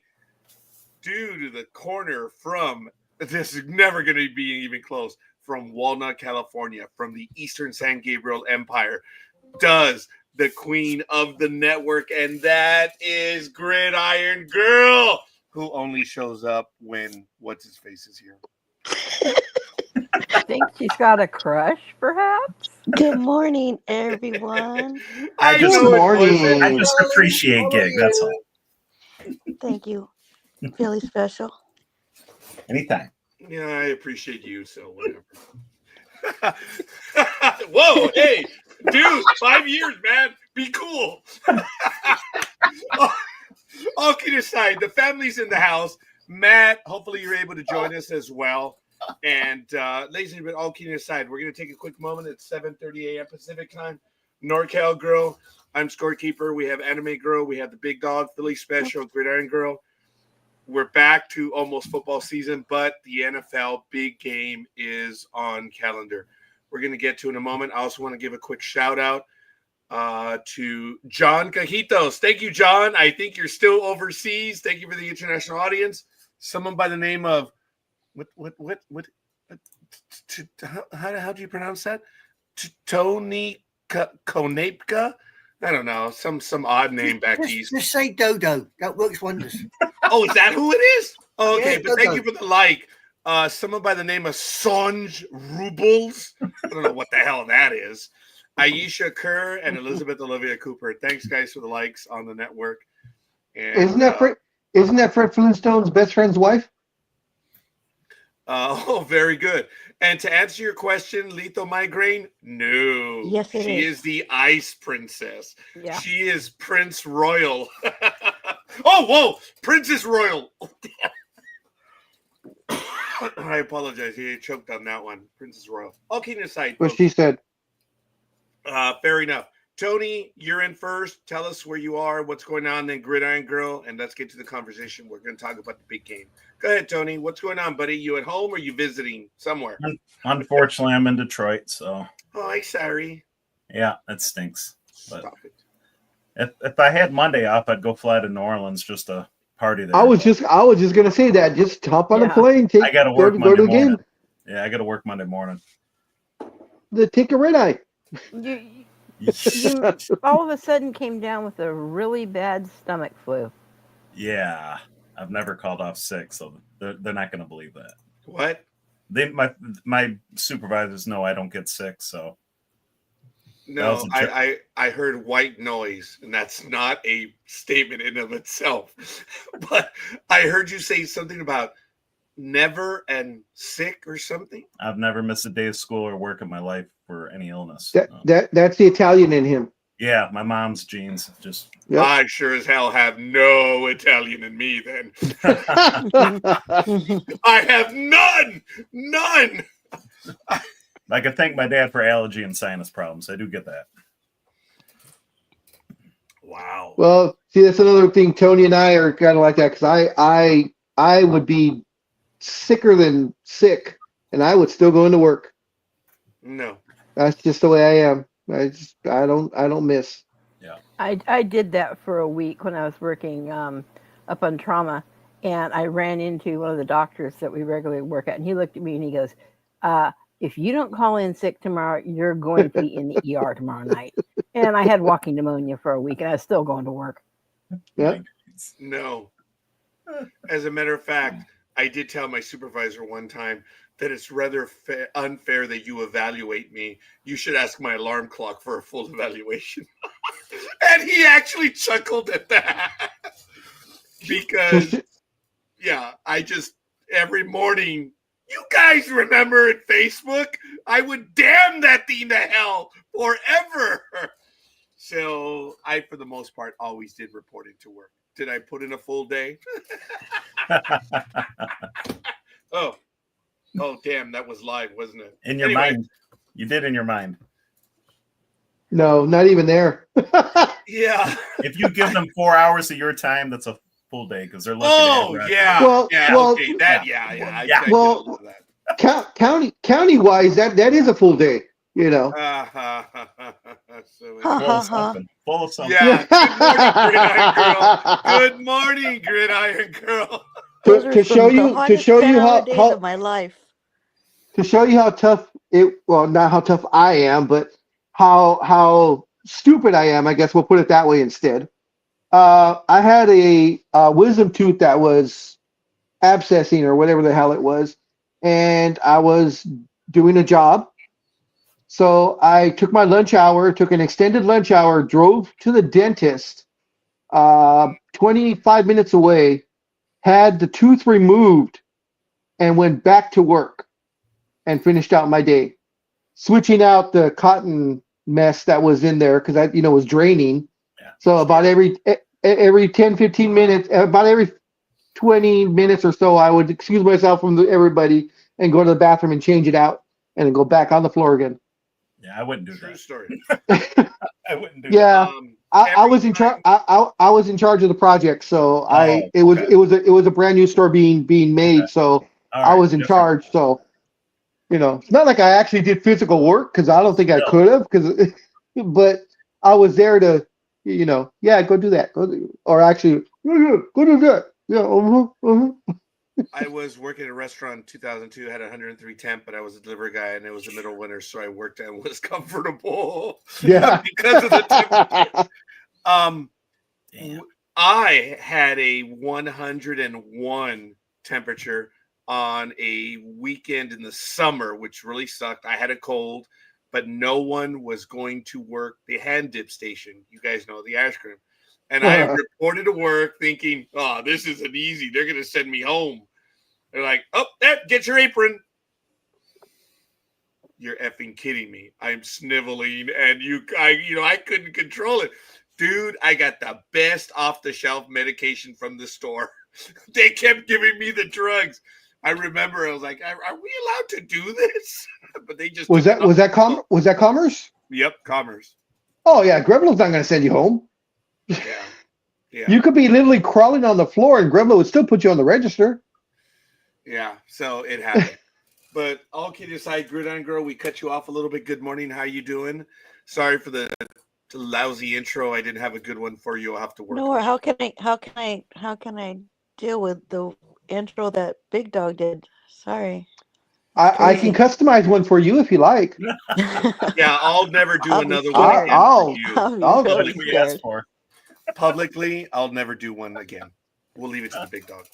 Oh And the funny no. thing is, every time I do any of when I used to do for Speedy, the Barney I Love You song, and of course everything with Philly Special, it's all done off the cuff. I have no idea what the hell I'm going to say.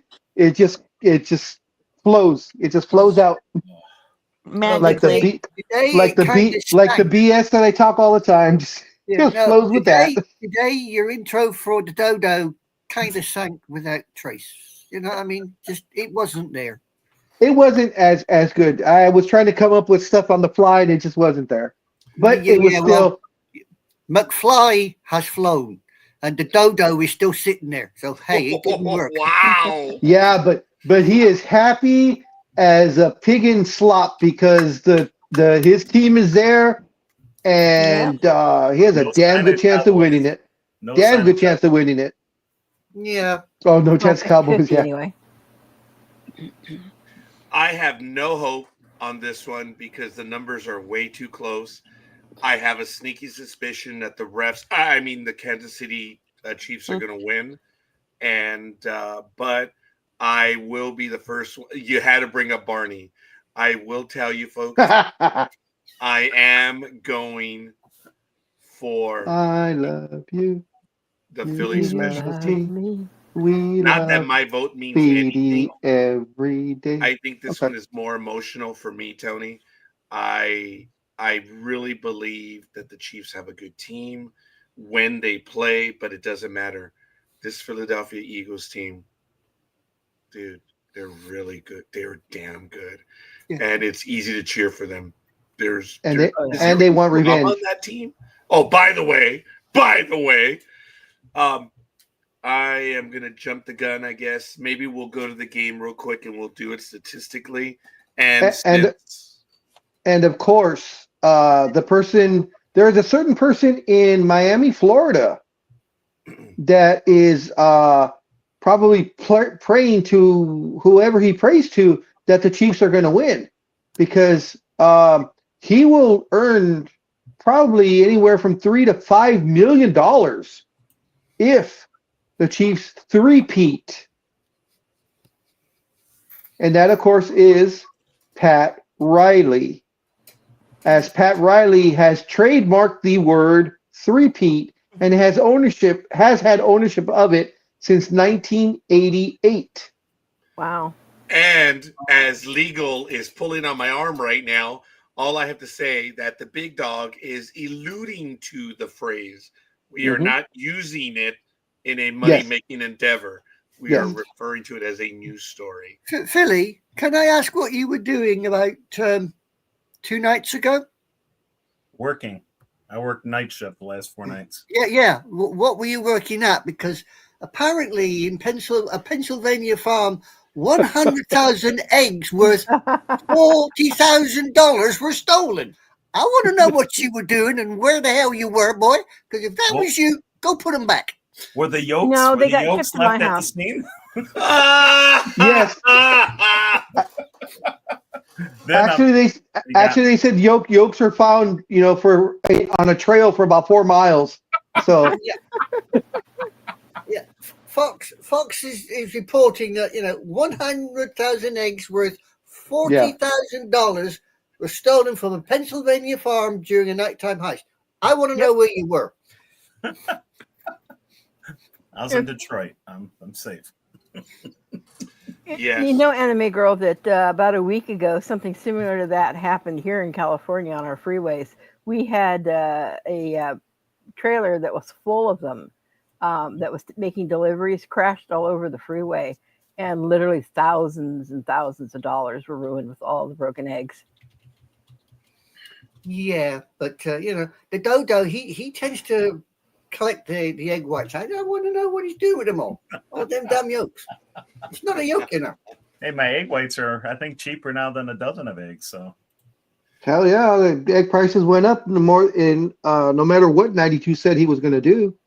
Yeah, our grocery stores, you can't find any eggs, but there's plenty of egg whites. I'm like, oh, heck yeah, I'm good. My daughter just bought went grocery shopping and she bought the 18 pack of eggs, Mhm. which about a month ago was only about $4.59 or so. Mhm. It was $11.92 yesterday. Holy cow. Let me give you. Oh, go ahead. I just bought a big one from Costco with 130 eggs in it. It was Okay. $109.99, basically 110 bucks. Wow. I Pretty much think that dollar an egg. you have to remortgage your house to buy eggs. Pretty I will much. tell you that early in the week, we went to a local market chain here in the Inland Empire called Cardenas Markets, and 60 eggs were $49. Walmart had them for $36, and Costco had them for a little bit less than that. So NorCal Girl, Wow. you paid $100 for 100 eggs? 130 eggs. 100. Wow, that's more. Southern paid California prices are $4.99. cheaper than you. I'm sorry?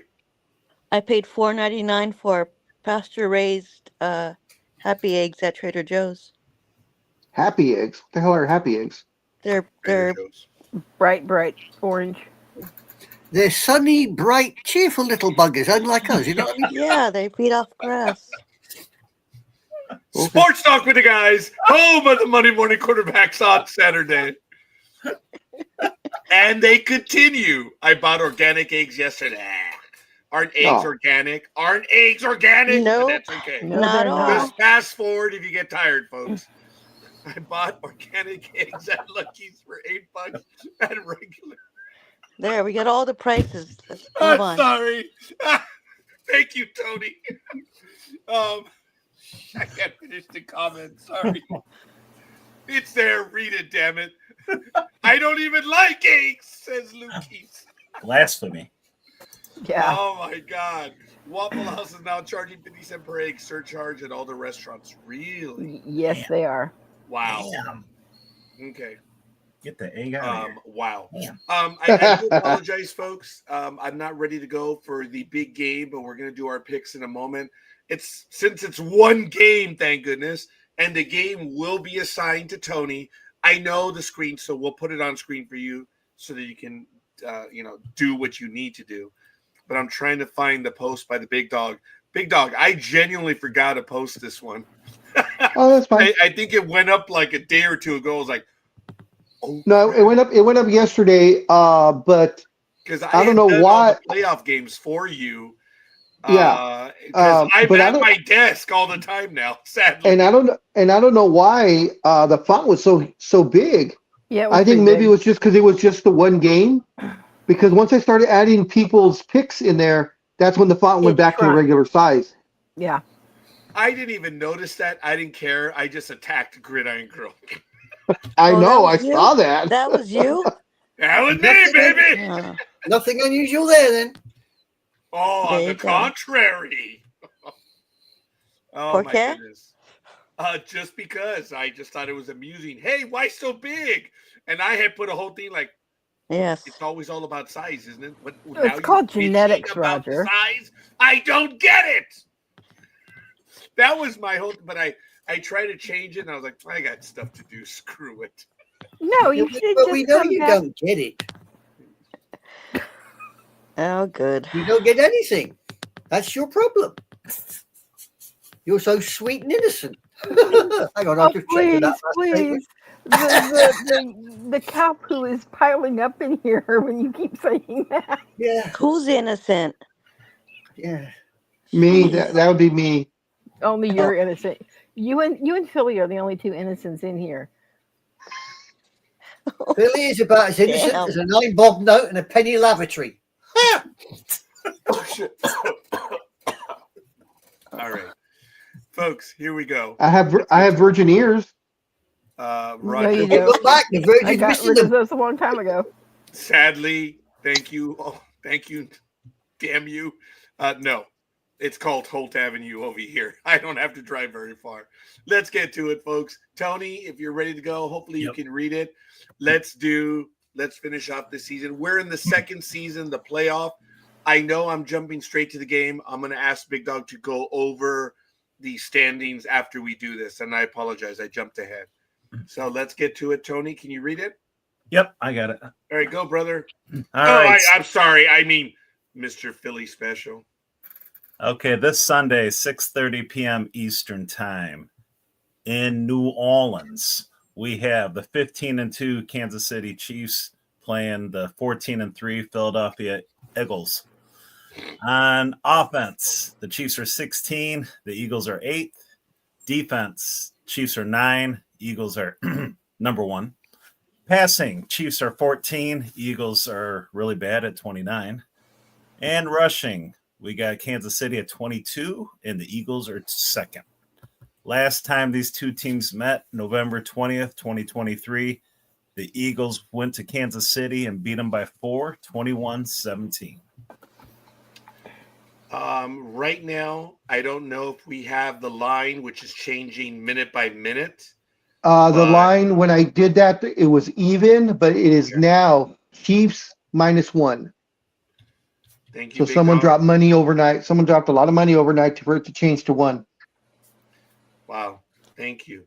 Do we have a win probability? And again, I didn't give anyone time to get set, and I apologize. Yeah, no, I was already set when I joined in. Yeah, win we're on top of it. probability is Chiefs 51.4%. Do we have? Wow.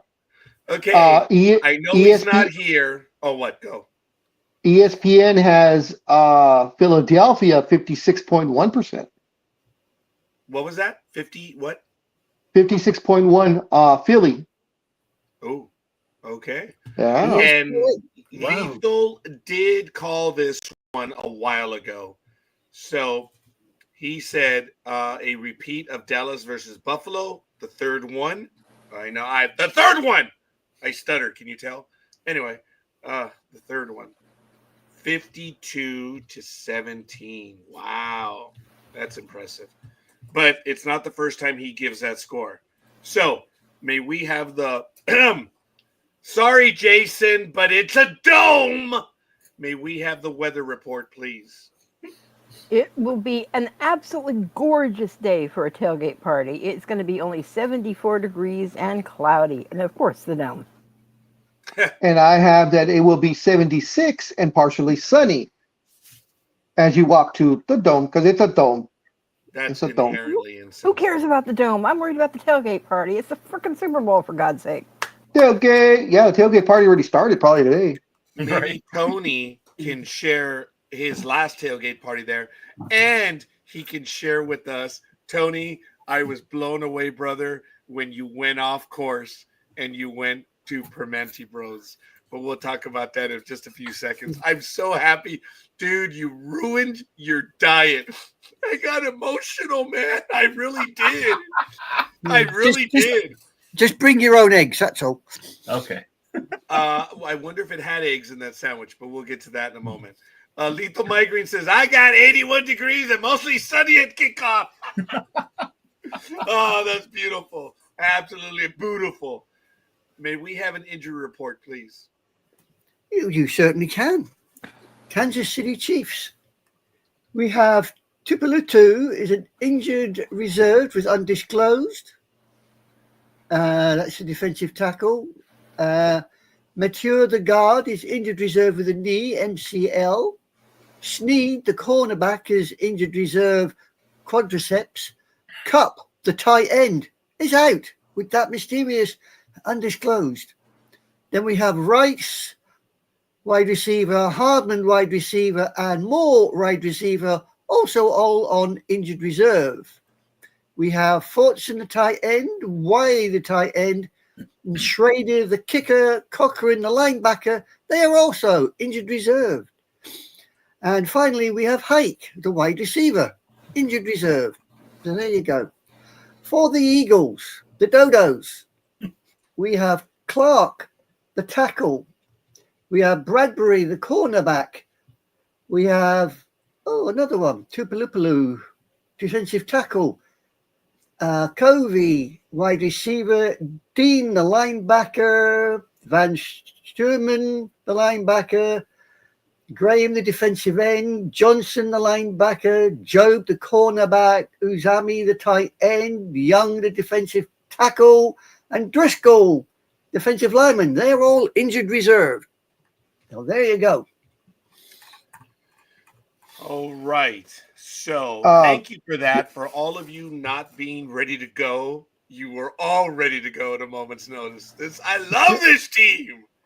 Just real quick, what's funny on ESPN on the injury reports, it gives their estimated return date, and a couple of them, the return date is February 10th, which of course is Monday, the day after the Super Bowl. Yeah. That's good. I like it. I like it like that. Yeah, baby. All right, Tony, going back to you, young man. This has been assigned to you, destiny, however, whatever.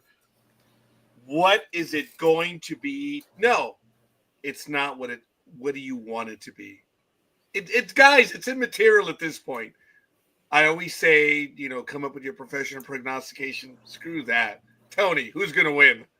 Eagles are going to win 34-23.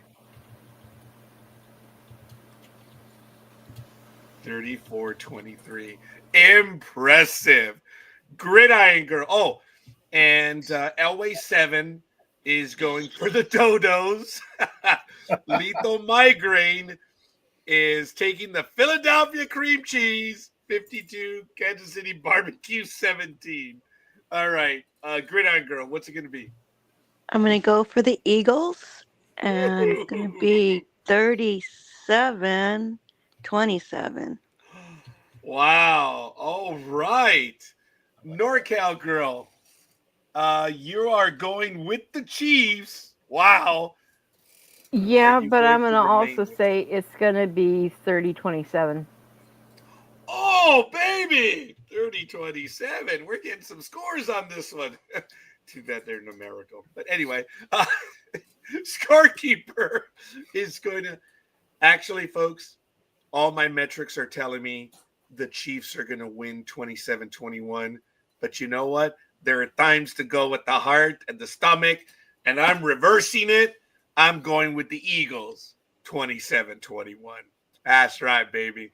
I'm going with my heart because I have a sneaky bad feeling the Chiefs are going to – the Chiefs are going to win.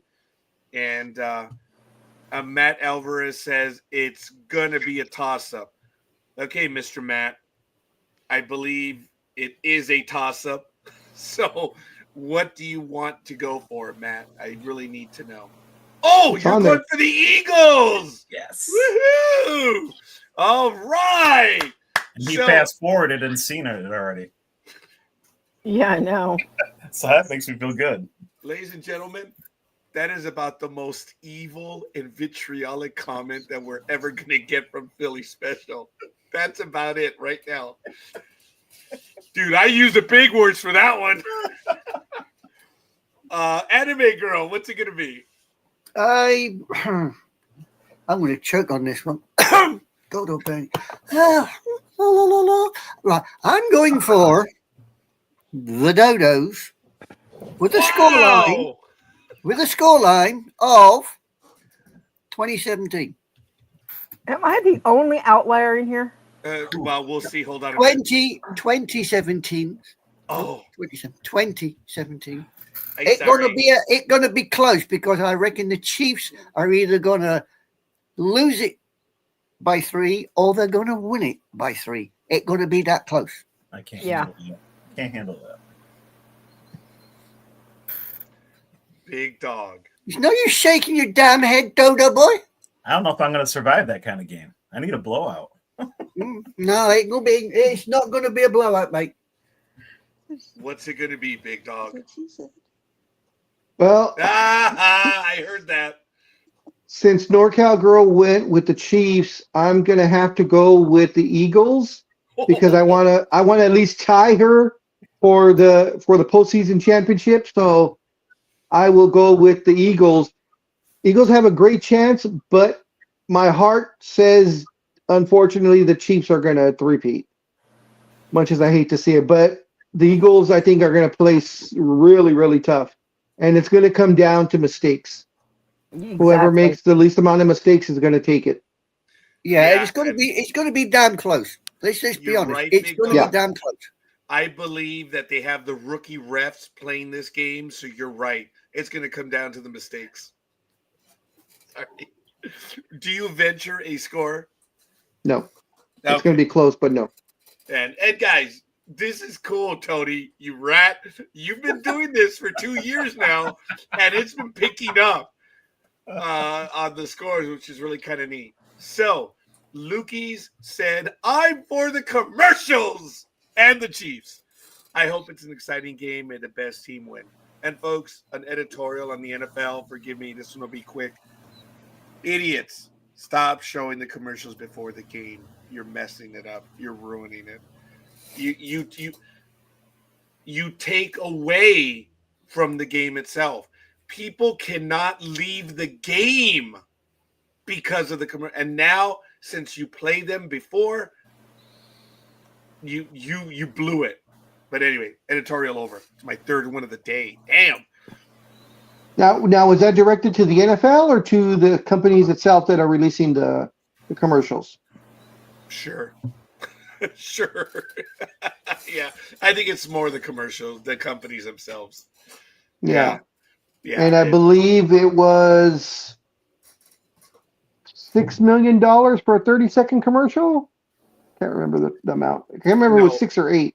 What is sad is when Big Dog and I discussed that the 30-second commercials had reached $550,000 and a 1-minute commercial block was $1 million.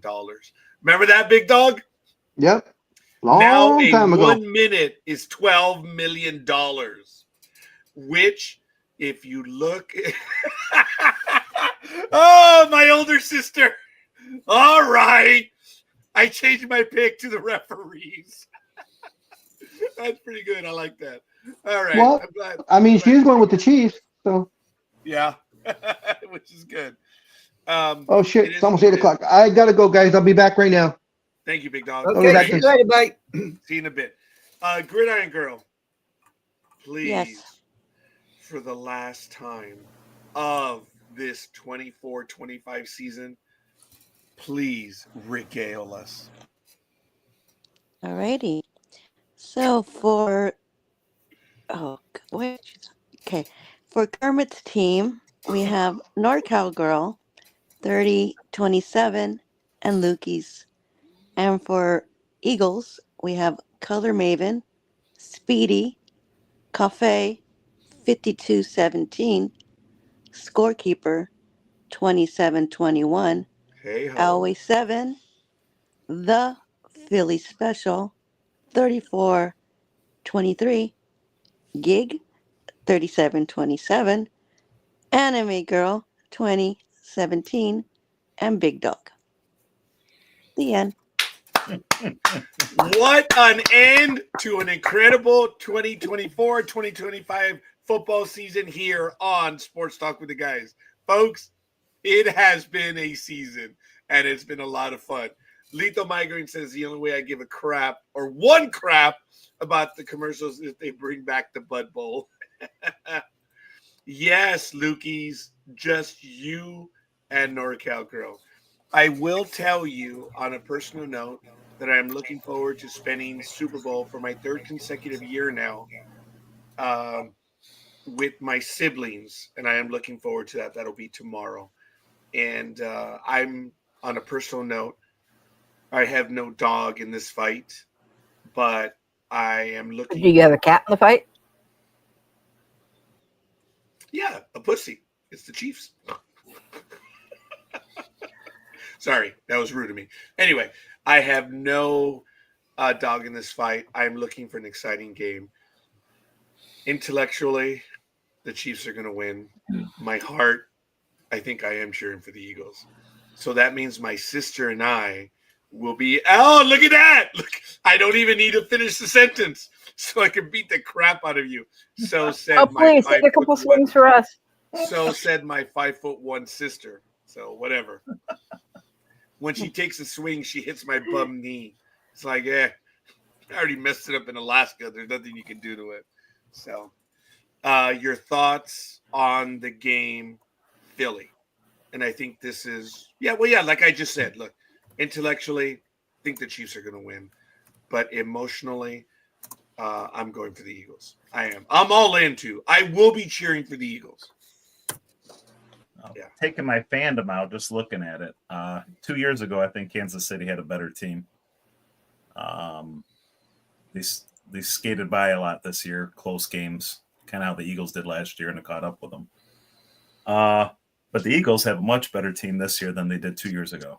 Having the number one defense. Having Saquon Barkley. And they only lost by 3 points, 38-35, 2 years ago to Kansas City. So I think they have a really, really good chance just to beat them by 2 scores. You know, Tony, you know what? I'm not going to add anymore. I agree with you. There's a balanced attack, man.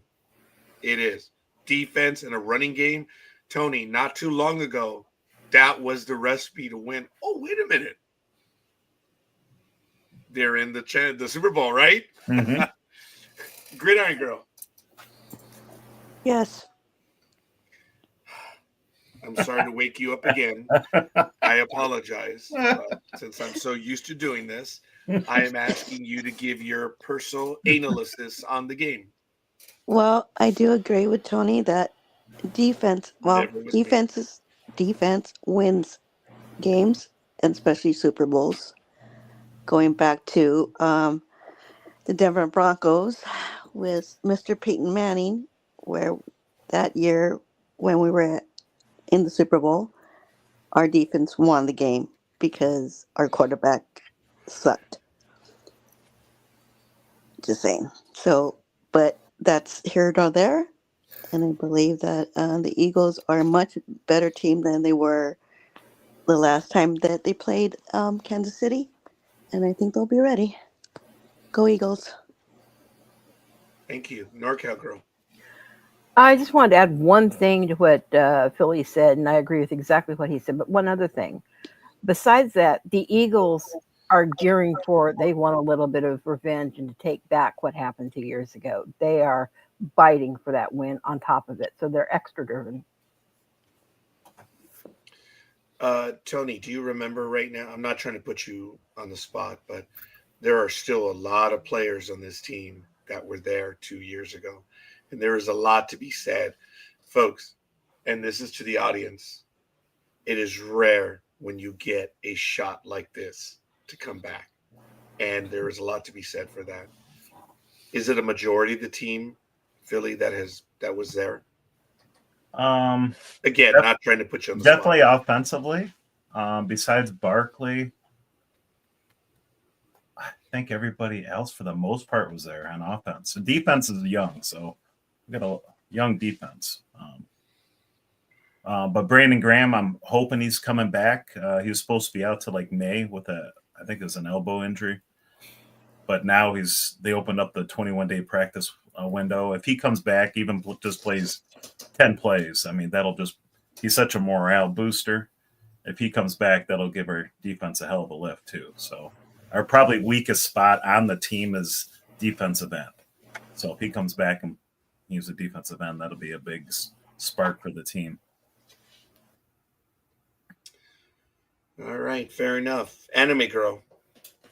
I know you're across the pond, young lady, but the thoughts on this game? Yeah, as Tony says, they want to prove that 2 years ago was a fluke. They want their moment in the sun. I hope they get it, but I've got a funny feeling that, as I said, it's going to be a really tight game, and it could, as Big Dog said, come down to mistakes, and it also could come down to a blind umpire. Who can say? All right. Appreciate that, folks. Now, we're going to get into the weeds a little bit. Announced just a day ago, maybe 2 days, Josh Allen was the winner of the NFL MVP award. and he is named the 2024 winner for the first time. And it's the first time the Buffalo Bills quarterback has won the award, with the 27-year-old being selected ahead of last year's winner, Lamar Jackson. Allen has been one of the best quarterbacks in the NFL since being selected with the 7th overall draft pick in 2018, and has previously been runner-up twice in 2020 and 2022.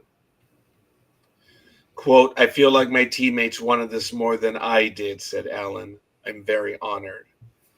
Allen had been the favorite to win the award, with his closest rival being Baltimore Ravens quarterback Jackson, who was named MVP for a second time last season. A true dual-threat quarterback, Allen registered 28 touchdown passes and 12 rushing touchdown passes this season. He became the first quarterback to score multiple rushing and passing touchdowns in back-to-back games, and the first to claim a passing, rushing, and receiving touchdown in the same game. The biggest change in his game, though, has been that he's matured as a leader and protected the ball better. Allen registered career-low figures for interceptions, sacks, and fumbles as he led Buffalo to a 13-4 record, reaching the playoffs for a sixth straight year. For the fourth time in 5 years, the Bills' postseason run was halted by the Kansas City Chiefs, who won the AFC Championship game to reach Super Bowl 59 in New Orleans, where the NFL's annual awards ceremony took place on Thursday. Very quickly, how does the NFL MVP voting work? So, Jackson was named the first team All-Pro quarterback last month, and the same panel of 50 broadcasters and journalists select the NFL MVP. So, knowing that, Gridiron Girl, Josh Allen, MVP, your comments. Well, of course. That's it. Philly special. Well, I don't have the numbers in front of me, but I remember looking back about a week or two ago, and I thought Lamar had most of the numbers on Allen. So I know Allen beat him head to head in the playoffs, and I think Allen has less to work with. But I guess they just obviously just don't go by numbers. But kind of hard to argue Lamar not getting it over Allen when Lamar had better numbers all around. As a matter of fact, Lamar's fanboys, and I'm going to use the phrase fanboys, they hypocritically call Josh Allen the DEI MVP. And I'm not asking anyone to comment other than I'm leaving it there, and Scorekeeper will answer these. You realize that when you say something like that, you're continuing your stupidity on a different level. Folks, the NFL is the NFL. The decision's been made. Mr. Allen was not the DEI choice. And I get it. But I thank you, Tony, for that. The numbers were good by Lamar Jackson. Probably the rating is better for Lamar Jackson. But when it comes down to it, who beat the better teams? And I believe it was Josh Allen. Yes, I know they're not in the Super Bowl, and go ahead and slam me for that comment, but that's the way I see it, that Josh Allen improved his game so much. He pulled games out of defeat several times and from the jaws of defeat. And I believe Josh Allen. Why, of course. NorCal Girl, your thoughts on Josh Allen being named the NFL MVP? He definitely deserved it, and I think it was Philly that said he did not have that much to work with it, and to see him, like you said, pull back so many times the team from it, the second, third quarter, we're going into massive defeat, and to pull that team around, to watch him play passing, to watch him actually do full runs. It's amazing he can do that on his own that well. He definitely deserved it. Lethal Migraine says the NFL is dumb. They never give MVP to anyone but quarterback. Barkley should have won. Interesting. I agree. I will disagree with you, NorCal girl, and it's subtle. You haven't been here on Sports Talk with the guys long enough. When you say that he deserved it, there's a subtle argument that I've ever had. No one in the world other than your pet deserves anything. You earn it. And Josh Allen, it's subtle, but No, I know what you're saying, and I've heard you explain the same thing before. And I think it is just our difference in terminology. yes, I am from the north. That won. You're from the south. That still denies the loss. I get it. Shall we not go there again, please? Oh, every day of the week, baby. Every day of the week. So, I mean, you know, how long has it been? 100 years or more?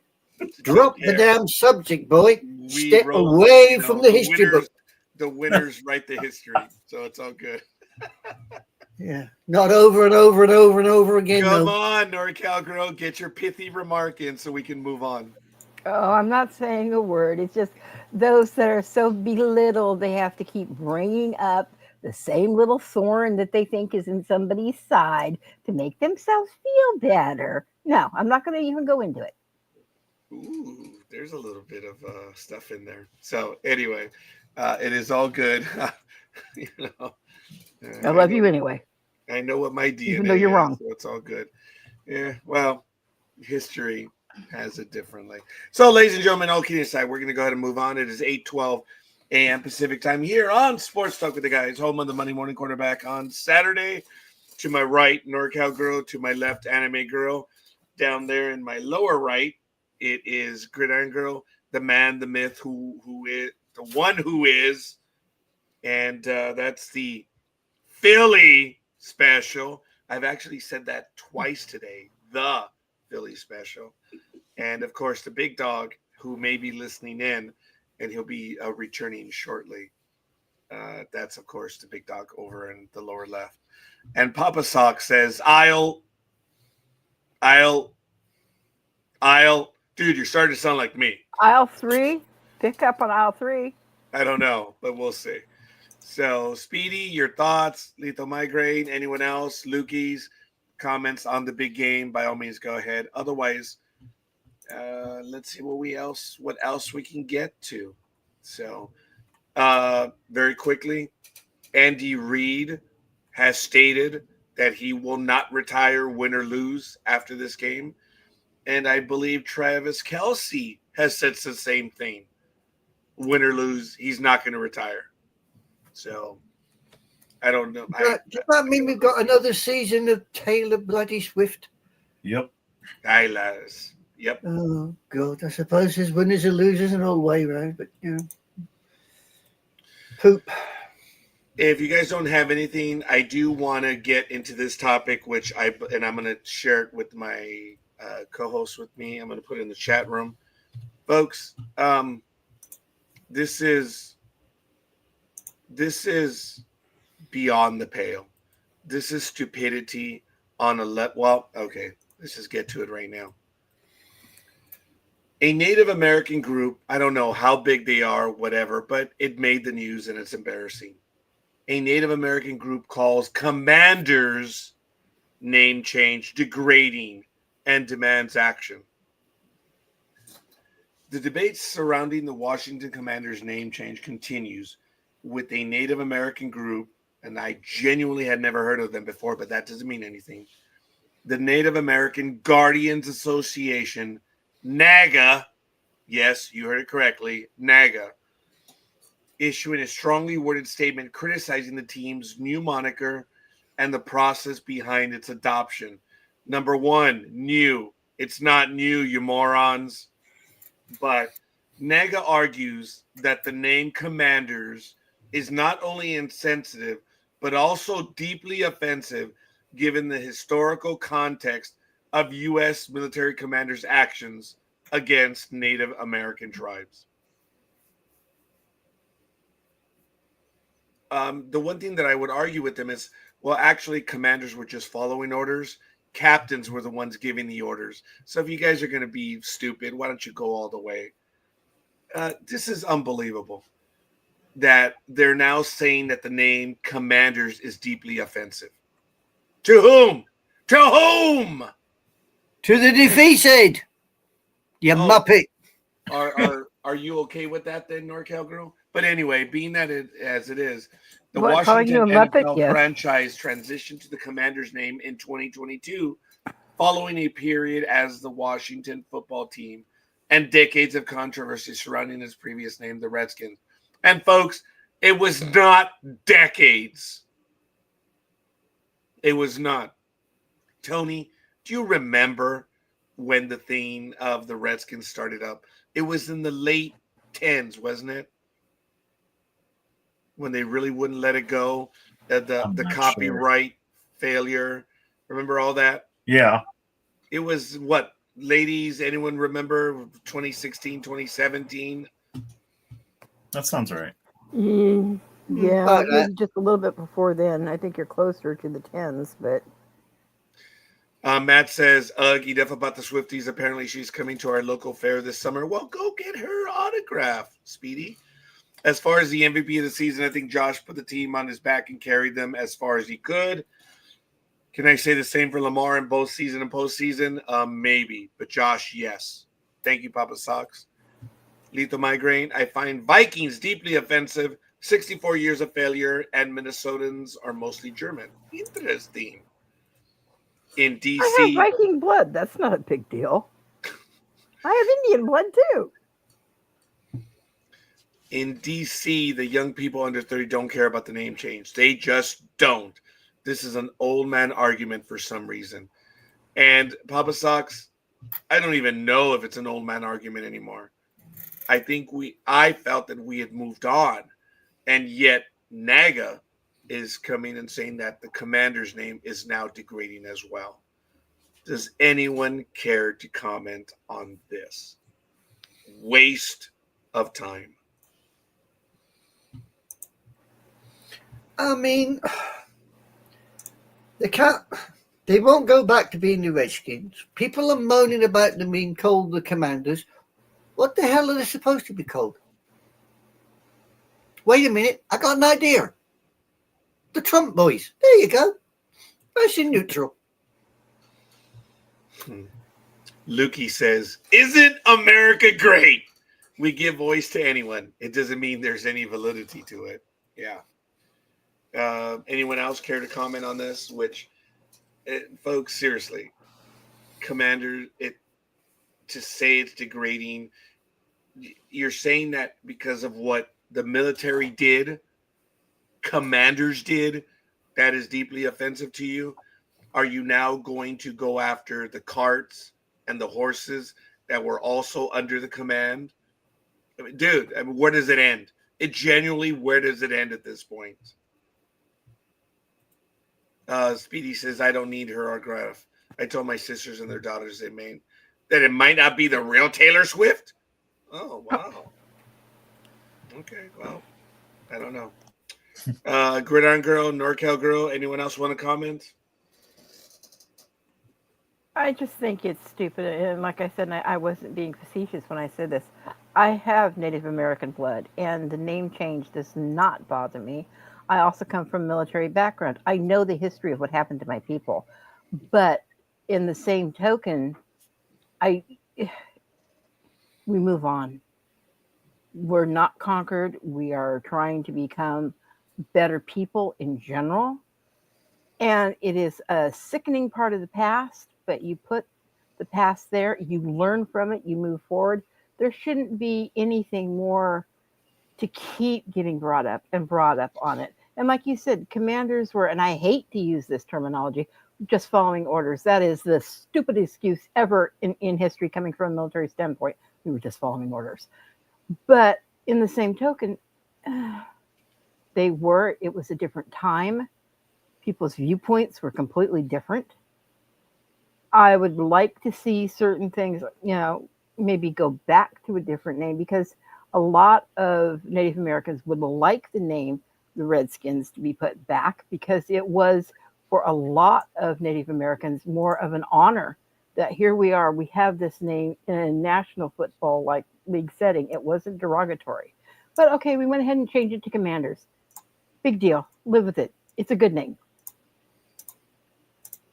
Gridiron Girl? Maybe not. All right. Fair enough.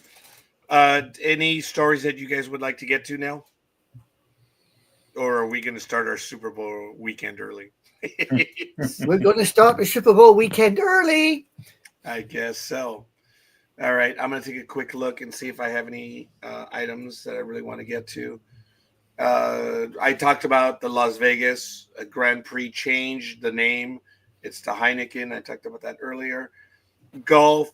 I'll probably get to this next week with LIV. Apparently, they got a major U.S. Open to cave, and that was crazy. So we can talk about that next week. NASCAR, there's a lot of bad blood at what happened at Bowman Gray amongst the drivers, albeit it was a rather exciting event. The numbers for Bowman Gray were good as far as NASCAR is concerned. So we're going to see, but a lot of things happened during the race, and there's some pissed off drivers. So it looks like it's going to be an interesting season in NASCAR. And a Major League Baseball umpire was fired. I believe you guys know this. Pat Hoberg was fired because he shared a gambling account with a friend of his. Folks, baseball is schizo when it comes to gambling. You do not get involved. It's very simple. And then the peanut gallery, the apron stringers love to say, well, this is America. You get to do whatever you want.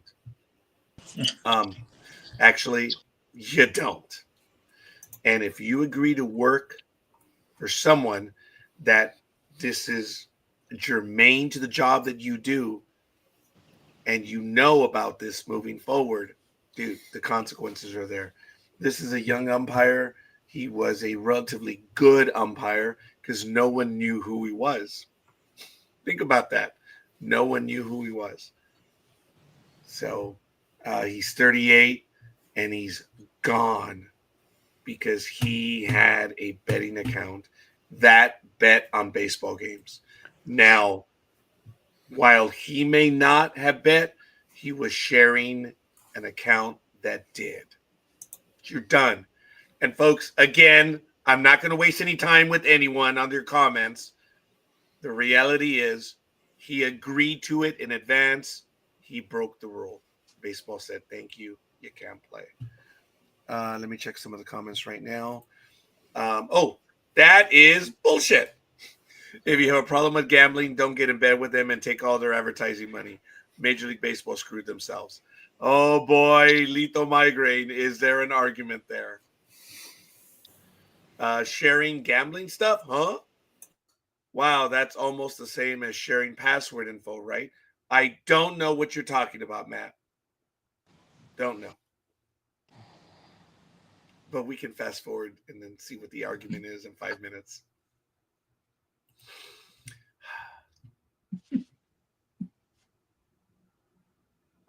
Major League Baseball umpires are held to a high standard of personal conduct, and my own conduct fell short of that standard. That said, to be clear, I have never and would never bet on baseball in any way, shape, or form. I have never provided or would never provide information to anyone for the purpose of betting on baseball. Upholding the integrity of the game has always been of the utmost importance to me. I'm like, yes, dude, you did. But you shared an account with someone who did bet on the game. What are you going to do? So it's a shame. He's 38 years old, one of the better ball strike umpires. And it's done. Lukey's 2 cents, which due to inflation is now 3 cents. Such hypocrisy in baseball. That Dodger player, does one refer to Shohei Ohtani? Is so guilty, so enough with the bullshit. Wow. Lethal Migraine says, more bullshit? Hall of Fame voting? It's excusable that Mike Holmgren isn't in the Hall of Fame. Tony, Your thoughts on that? Sorry, didn't mean to catch you, buddy. Should Holmgren be in the Hall of Fame? Absolutely. Yes, I agree. NorCal girl, Gridiron girl. No, I agree 100%. I don't know who he is. Sorry. Yeah, I think you just got disowned, Gigs.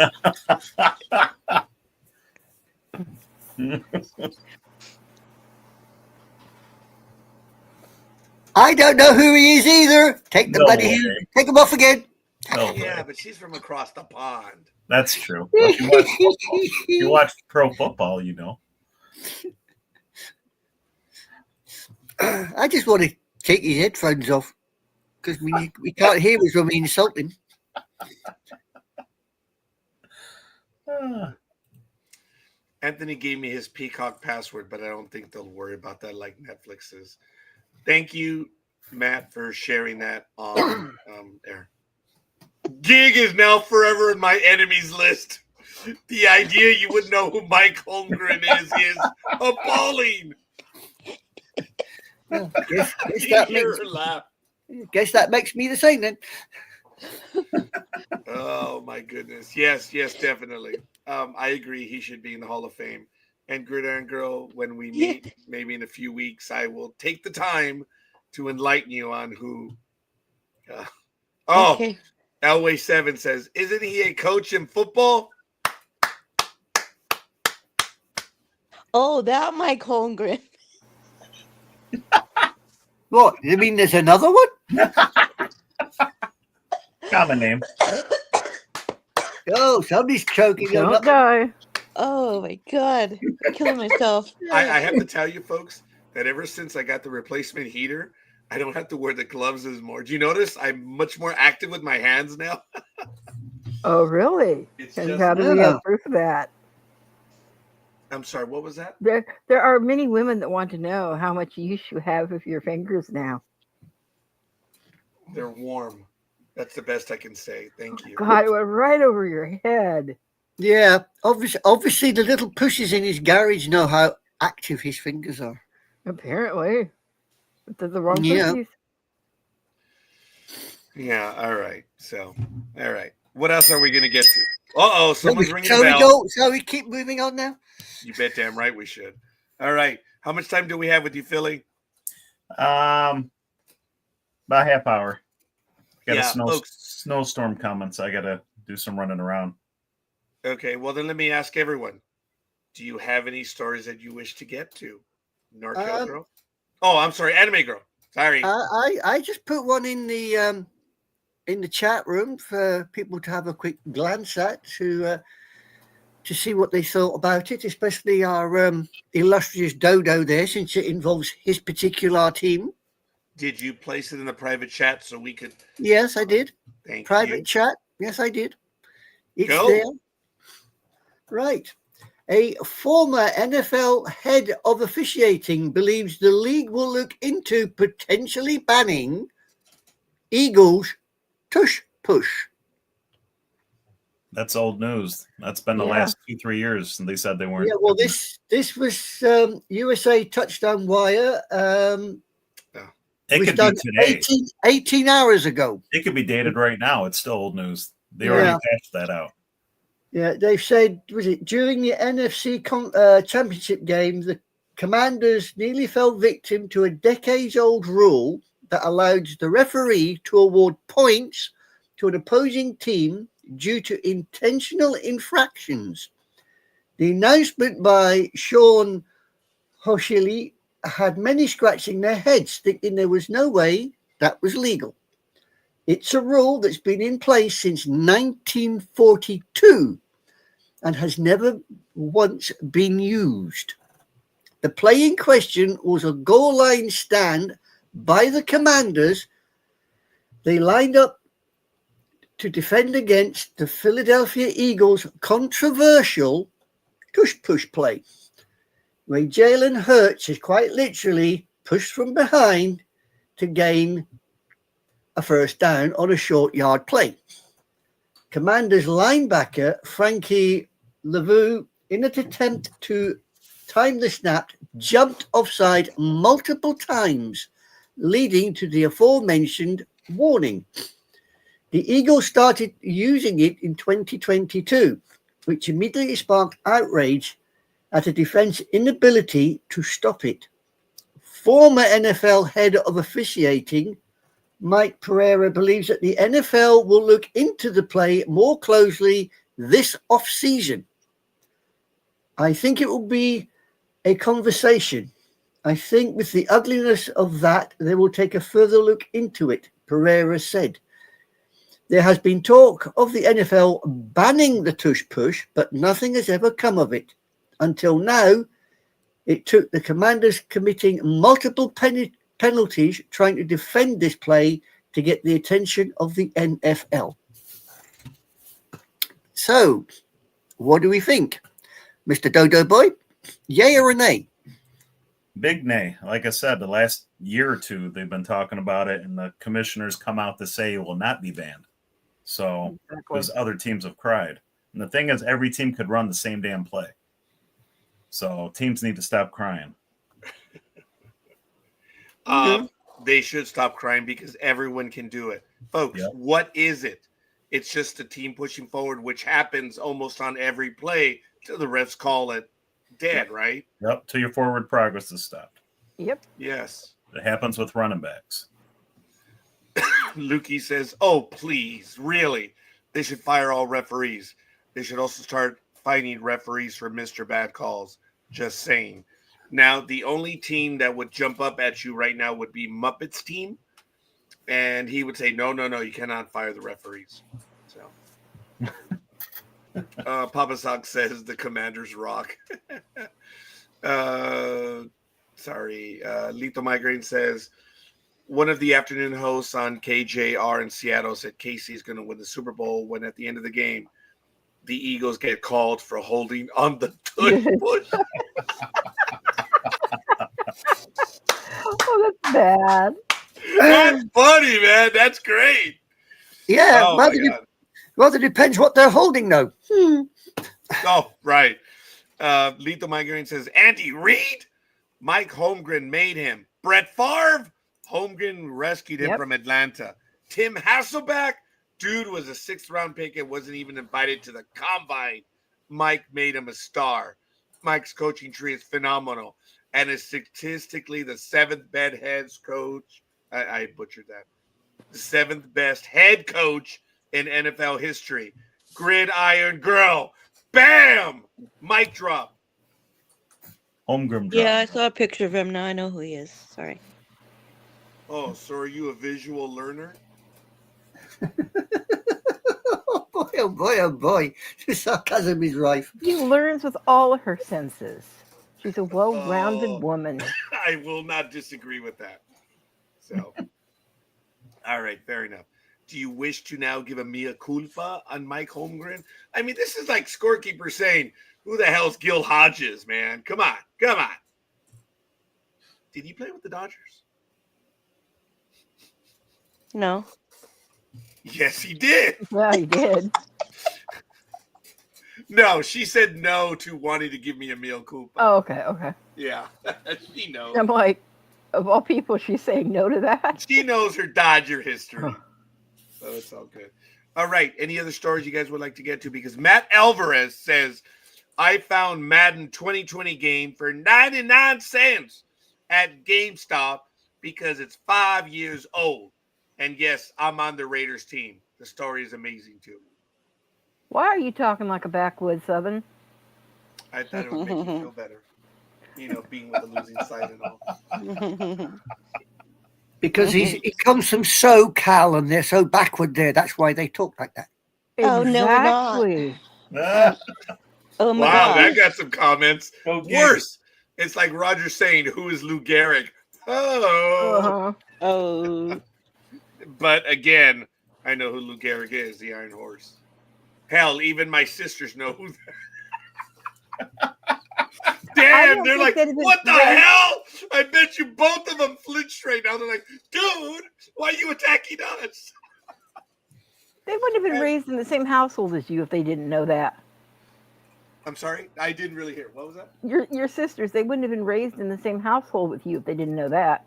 That's true. That is true, and that's because of the love of the paternal individual in our lives. Scorekeeper wants to move to Texas or someplace like that. Must we Oh. curse Texas with him? What the I don't hell think is the so, matter Matt. with you? Is it hay feeding time right now? No, it's milking time, thank you. And I'm trying to milk out I all the can sarcasm. tell. A little ornery, are we? Shut up or I'll make you go gather all the chicken and all the eggs. Damn, I snorted on that one. Texas is an asshole. Who would want to move there? Nobody. Is it illegal? Nobody. Scorekeeper turns to Wow. the right when talking to NorCal Girl. Are you both in the same vicinity? Actually, I've talked about that, Papa Socks. My back is facing you, Papa Socks. I am facing west with a slightly southerly tilt. To the north of me is Sacramento. But when I face left, arriba, arriba, andale, andale. I'm looking towards Mexico. So NorCal Girl would be at, I'm sorry, you're at my 3 o'clock. What the hell's your name? Gridiron Girl should be at my 2 o'clock. I'm at your 6. Hey, it's always good to have somebody backing up the No, 6. you might be at my 4.5. And I am nowhere in sight. Mm. No, you would be at my, hold on. 2. You might also be at my 5, yeah. Oh, well, But- I'm a bit closer, I suppose. Hey ho. So yeah, and dude, let me tell you, one of our guests, Papa Socks, got that early on. God, man, did she? Oh my God, NorCal Girl, help me out. Mercedes. Mercedes de la Cruz. She was on in the interview, and she saw me turn to her. She was like, "Oh, very good, Rod." And she started to turn to us when we were doing. She caught that right away. Oh, she did. Yeah, that was fun. Padre signed Connor Joe yesterday. World Series straight ahead. That's right. Oh, that's so funny. Matt, I'm at your amen. I'm at your 2 o'clock. Yeah, because she's at 3. You'd be at the big hand is on the 2. No, oh damn it, I messed it up. The big hand is oh yeah. The big hand. No, wait. I'm messing it up now. Yeah, sure, Speedy. I think you're at 2:30. Matt says, I'm sorry, stupid phone. Yeah. I told you guys the joke, right? My sister told me this joke a long time ago. There's a fighter squadron going in to attack a certain, I think the field was Macho Grande, and they're going in, and all of a sudden the lead commander, the CAG, says, "Oh, bandits, 10 o'clock." The guy looks at his watch. Oh, shit, I got a digital watch. NorCal Girl, I understand you're in the military, but that is damn funny. That was so bad. It was so Why? bad. Why? That's amusing. I mean, hell, even Oh. Gridiron Girl got that one. Yeah, it's easy to get. It's just I it's a found that cringe very joke. insulting right there, Roger. You found that one insulting? That comment. You found it funny, didn't you? Never mind. I'm good. Proceed. I'm sorry. NorCal, go. I didn't mean to interrupt you. Go on. Oh, that's all right, sweetheart. No big deal. We, like I said, it was just bad. It was a bad joke. Instead of a 5 o'clock shadow, it's a 3 o'clock shadow. Anyway, we're good. Any other stories you guys want to get to? I can't believe that we're probably going to be ending this program fairly early.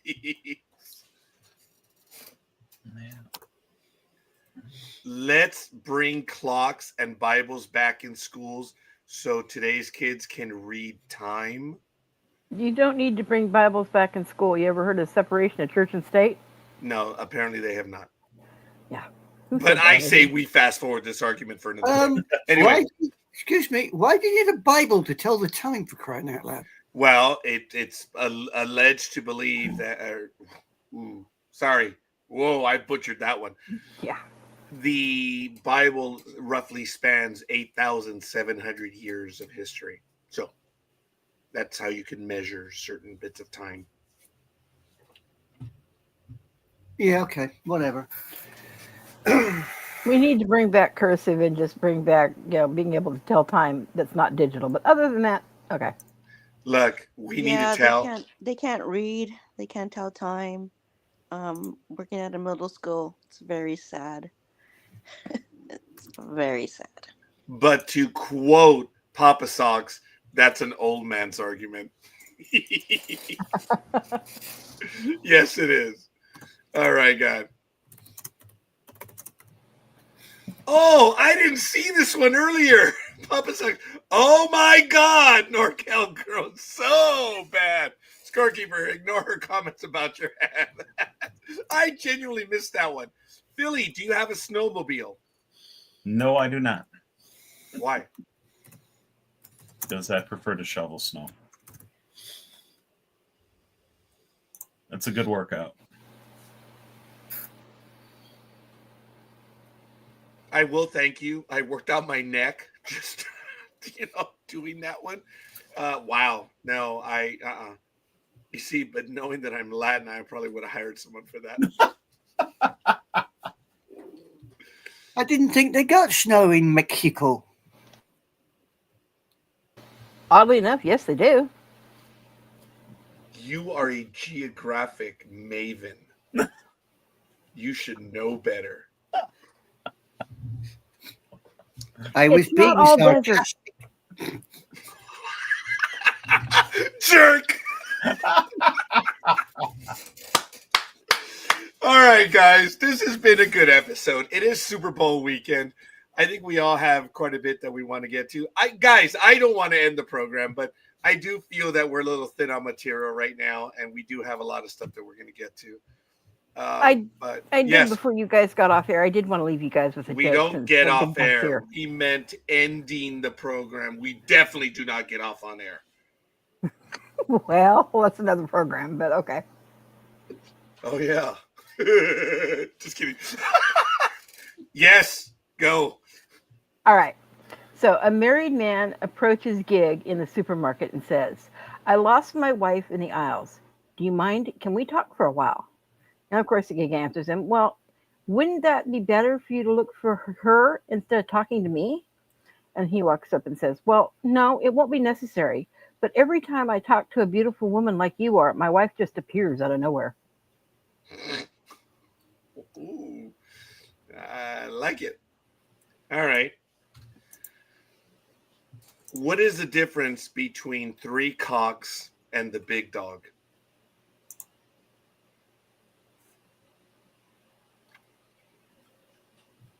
Scorekeeper can't take a joke. Bullshit! You can go to hell. Very good, big dog. Very good. Very good. The joke is big dog can't take a joke. Thank you for coming back. Cute joke. Very good. Oh, man. That was great. Big dog, thanks for returning. Join us. Anything you want to talk about before we go? Because we're going to lose Tony in about 15 minutes or less. Okay, so then. Oh, it went from jerk to yerk.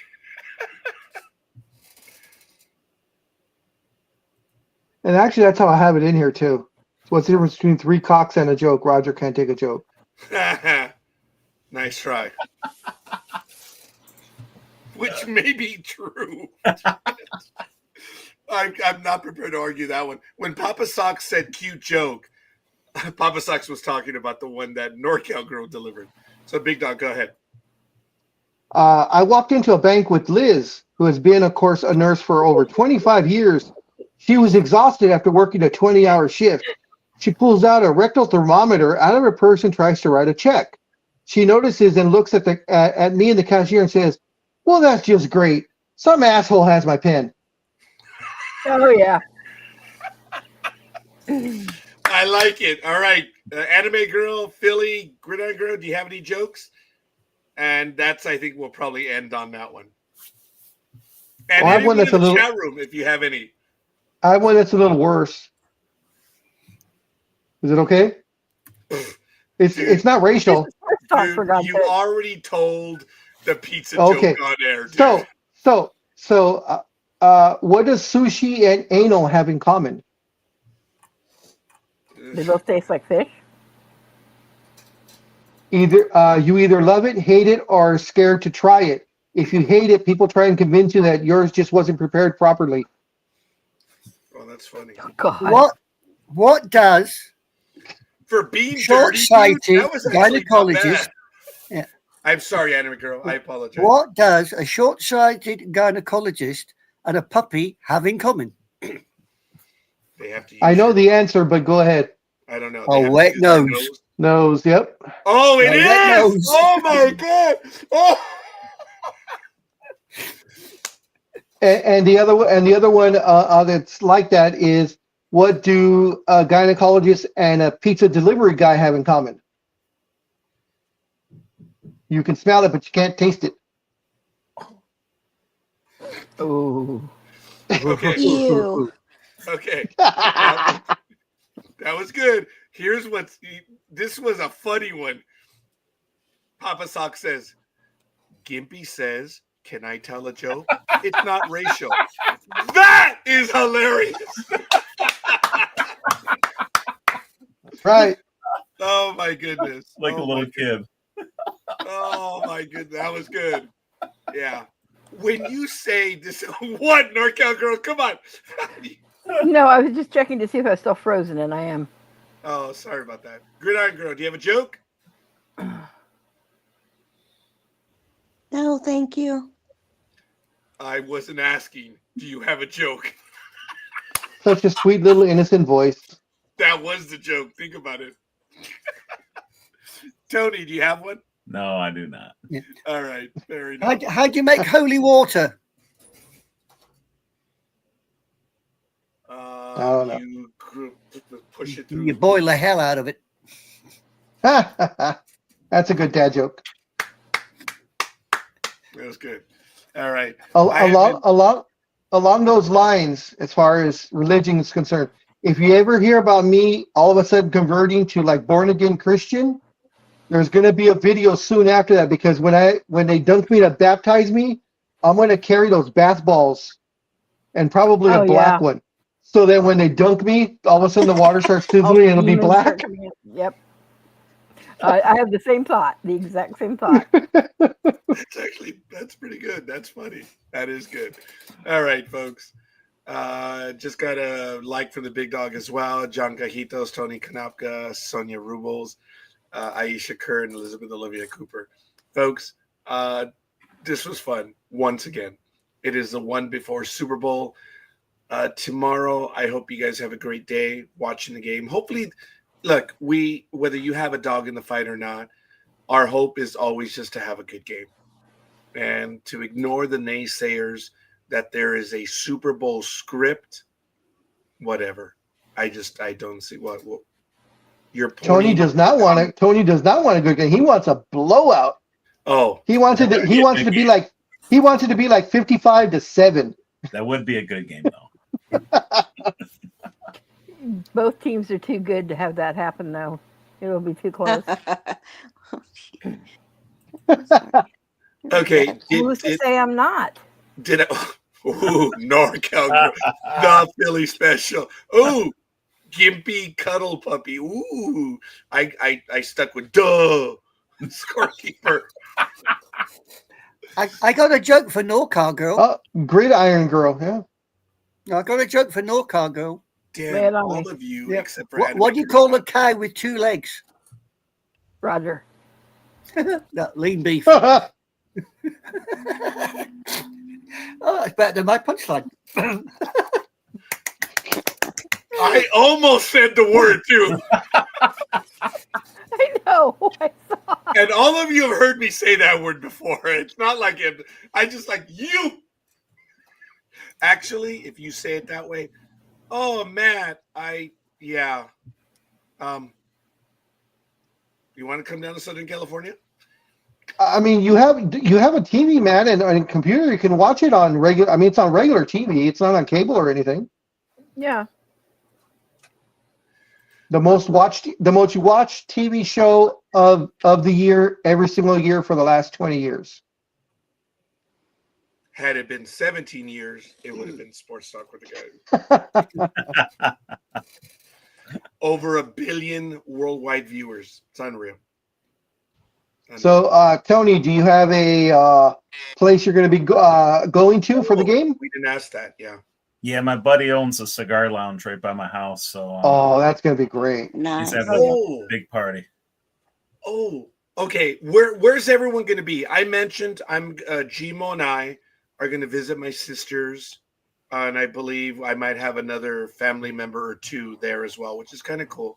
2 years ago, Jay came over to visit with us while he was going through the trial of taking care of his dad. He was able to get away for a while, and I was so happy that Jay joined us. It was really cool. I haven't had a chance to talk to him, but I think he has someone to watch the football game with now. So, oh well. I'm going to be with my siblings. NorCal girl, what are you doing for the Super Bowl game? Home, humongously huge party after our program tomorrow, and you'll probably be able to hear me scream all the way to where you are, Philly, and definitely you guys down in SoCal. That's funny.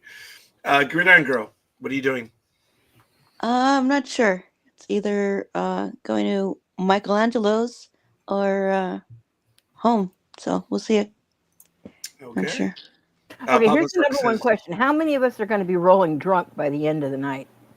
I Yeah. got to get up for work Yeah, at 5 exactly. a.m., so not me. I have a I'm not- holiday. No work. Oh, you My don't dog have and your I can't usual- afford to get drunk. You don't have your usual 2 weeks off? Yeah. Not till after Thursday. Then I'm off for 2 weeks. Oh, okay. Are we gonna Yeah. have 1 week. Are we I'm gonna off have for a Philly week. special with us, or is he gonna be a world traveler? No, I'm staying home. So because Oh. if there is a parade on Broad Street, it's going to be during the week when I'm working.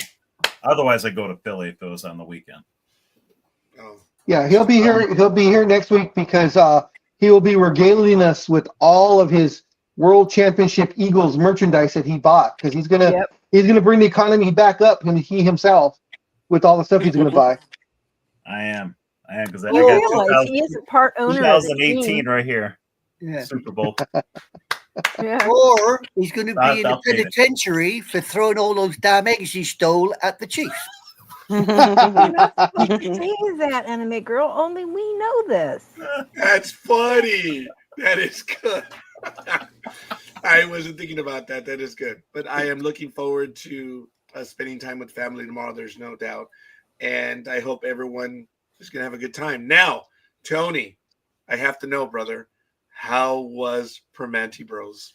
Oh man, fantastic! I got the Capone sandwich. Oh, it was so good, so good. But the funny thing is, I was wearing the sparkly jersey coming from Philly. I'm all eagled out, my jacket. I walk in and I'm in Pittsburgh, and Oh God! Oh no. everybody's black and gold, and give me Oh. the dirtiest look. The only person that was nice to me or smiled was my waitress. She's like, hey, she goes, at least it's another Pennsylvania team. I'm rooting for you. But everybody else dirty looks, and they're like, hey, Eagle guy. So everybody was calling me Eagle guy. I was like, oh, God, I'm not going to get out of here alive. But that's all right. It was Yeah. really just all talk. Yeah. So the Eagle guy needed to really become the Dodo I guy. need to hurry up, eat, and run. That's what I did. Eating Yeah. fun. So would you pornographically talk about the Capone sandwich? I mean, dude, I appreciate you commented about it. That I push you because I've did. been on your butt for 2 years. Yep, you have. In terms of food that we could all understand, please talk to us about it. I mean, it was fantastic. I mean, I was starving, so it was perfect. I think I drove for about 5-6 hours by then, so I was ready to eat. And it was great. It was a really good sandwich. I did not get the coleslaw on it though because I don't like coleslaw. So Outside of that, man, a man after my own heart. I don't like coleslaw Even. either. I don't like coleslaw. Ditto. Yeah, Okay. Big Dog and I are that way. Yeah, no Okay. doubt about that. How about you, NorCal girl? A big coleslaw person. Yeah, well, you were one of the only ones that went for the Chiefs, so go figure. Yeah, and I just might, I doubt it, but I just might be one of the only ones besides your sister that's going to win. Oh, you said that live, didn't you? Tony hopes not. Yeah. I have a sneaking suspicion that Eagles will probably pull it out. I think I put that when I made my choice anyway, but I don't know. I think that game. Yeah, I think that game. It's. I think the revenge factor that's there. I think is what's gonna push them over the edge. Because I do think it's gonna be a really close game. You know, it's gonna set Tony's high blood pressure going. It's gonna skyrocket his high blood pressure.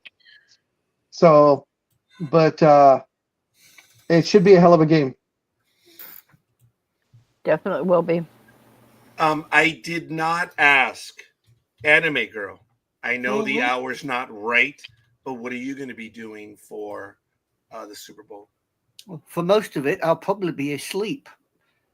And then I'll be getting up ready to go to work.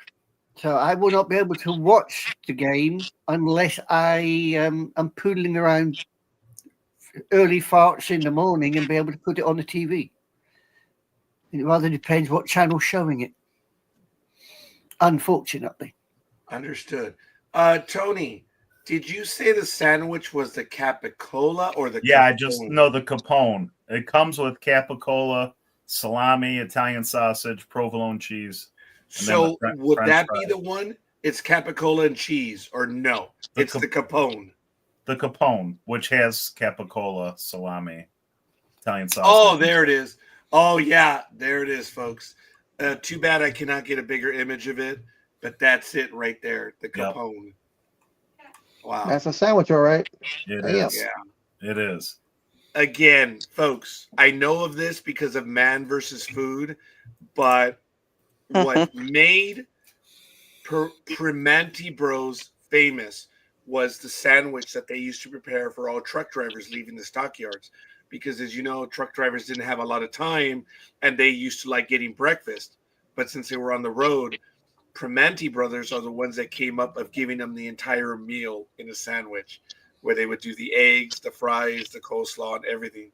And it's really, could you show us a visual as to how big the sandwich was, I guess? Oh, Really? Wow. Yeah. Wow. Even You you, gotta smash Roger, it. didn't have a wide enough mouth to take a bite top bottom. I was going to say, what did you do first, Tony? Did you just eat it or did you climb it?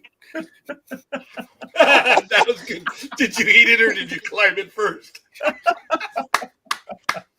Oh my God, that was great. But damn, Tony. Jeez. Wow. Well, you're a Chihuahua, so just. Yeah, I know. He just likes to nag, nag, nag, bark, bark, Would have bark, bark, taken him bark. 3 weeks to eat that sandwich. Yeah, that's where you know when you've broken into Roger's house. You sort of sit there and go, my feet are wet. Mm-hmm. Big Dog, how is my appetite? Back in the day, it was good. Oh, Now, you can eat. Oh, that's very diplomatic there, BD. That's cool. That's very diplomatic. Get off the damn fence and just say what you mean, will you? folks, I was on a seafood diet. Seafood, I eat food. That was it. Gridiron Girl, yes. Yes. I can. Yes. What? You're an eater. I'm an eater. Neither. You He's eat a good lot. connoisseur. I am Sounds a like a horror connoisseur movie. of food. Yeah, I have to improve. I have been warned. I got my wake up call. Remember, one of the best T-shirts ever made was the gun sight and the A6 intruder coming in. Remember? Good morning, Mr. Gaddafi. This is your wake up call. Yep. One of the I used best to have one of T-shirts of all time. It's been repeated over the years, but Tony, my doctor gave me that one. says, "Good morning, Mr. Noriega. This is your last call." Damn. Yeah, so I have to change a lot of things, and we'll see if it works or not. So anyway, it's all good in the hood, folks. When pigs fly is They when do. You haven't when- seen the sheriff's department overhead recently? Ooh. Woo, woo, woo. I thought you were going to go down the Polka Rosso route there, girl, but no. Tony, does Doustus wishes to sayest anythingest? Hey, I can say it considering my entire family is law enforcement, including my daughter's godfather, who's sheriff, LA Tony County. was the thin blue line. Now Yeah, he's and our family is too. now We he's call the it the ghetto thin bird green over here. That's right. The what? The ghetto bird? Yep. Yep. Well, that's why Like I I told my friends I last don't night, eat go pork. online I'm not a and cannibal. get that's what she said shirt. Oh no, that's my life now. It's embroidered on the back of my neck. That's what she said. So, where's the game, guys? Is it on Fox? Yes. Yes. Mhm. Okay. All right. Fair enough. What an ending to this program. This was fun. This was really good. I appreciate it. I know, Tony, you stayed a little bit over to stay on with us, and I thank you, but we are going to finish this one. Folks, this is, I guess, a holiday weekend for the Super Bowl aficionados. Again, I thank you for spending time with us. We love your comments. We read them. They're much sharper than ours often, and that's why we love reading them. And it's really, really good. Lethal, we actually did. Basketball is dreadful, but talk about the Laker overhaul. We actually spent quite a bit of time on it. So it was in the first few minutes. Big Dog's happy. Folks, I wish to thank NorCal Girl. I wish to thank Anime Girl. I wish to thank Gridiron Girl. I wish to thank the Philly Special. And I wish to thank the Big Dog, otherwise known as BD. This was a great program this morning. It was a lot of fun. I want to thank everyone in the chat room. Matt, Lethal, Papa Socks, Lukey's, and there were Elway, Seven, and there was a few other comments as well from a few other individuals. Speedy, thank you. We also had someone else. The new one from Tennessee, Ren something. Ran Can't Cook. That's a great name. And thank you for that. And of course, Aisha Kerr commented in the chat room. Someone by the name of Tony Kanopka also commented in the chat room. So it was really good. So my hopes are for the Eagles to win. And I'm hoping for a good game. I hope the commercials are good. We'll see. And for my co-hosts, I hope it's a great day for you guys tomorrow. And I genuinely wish that it's a good day for you guys.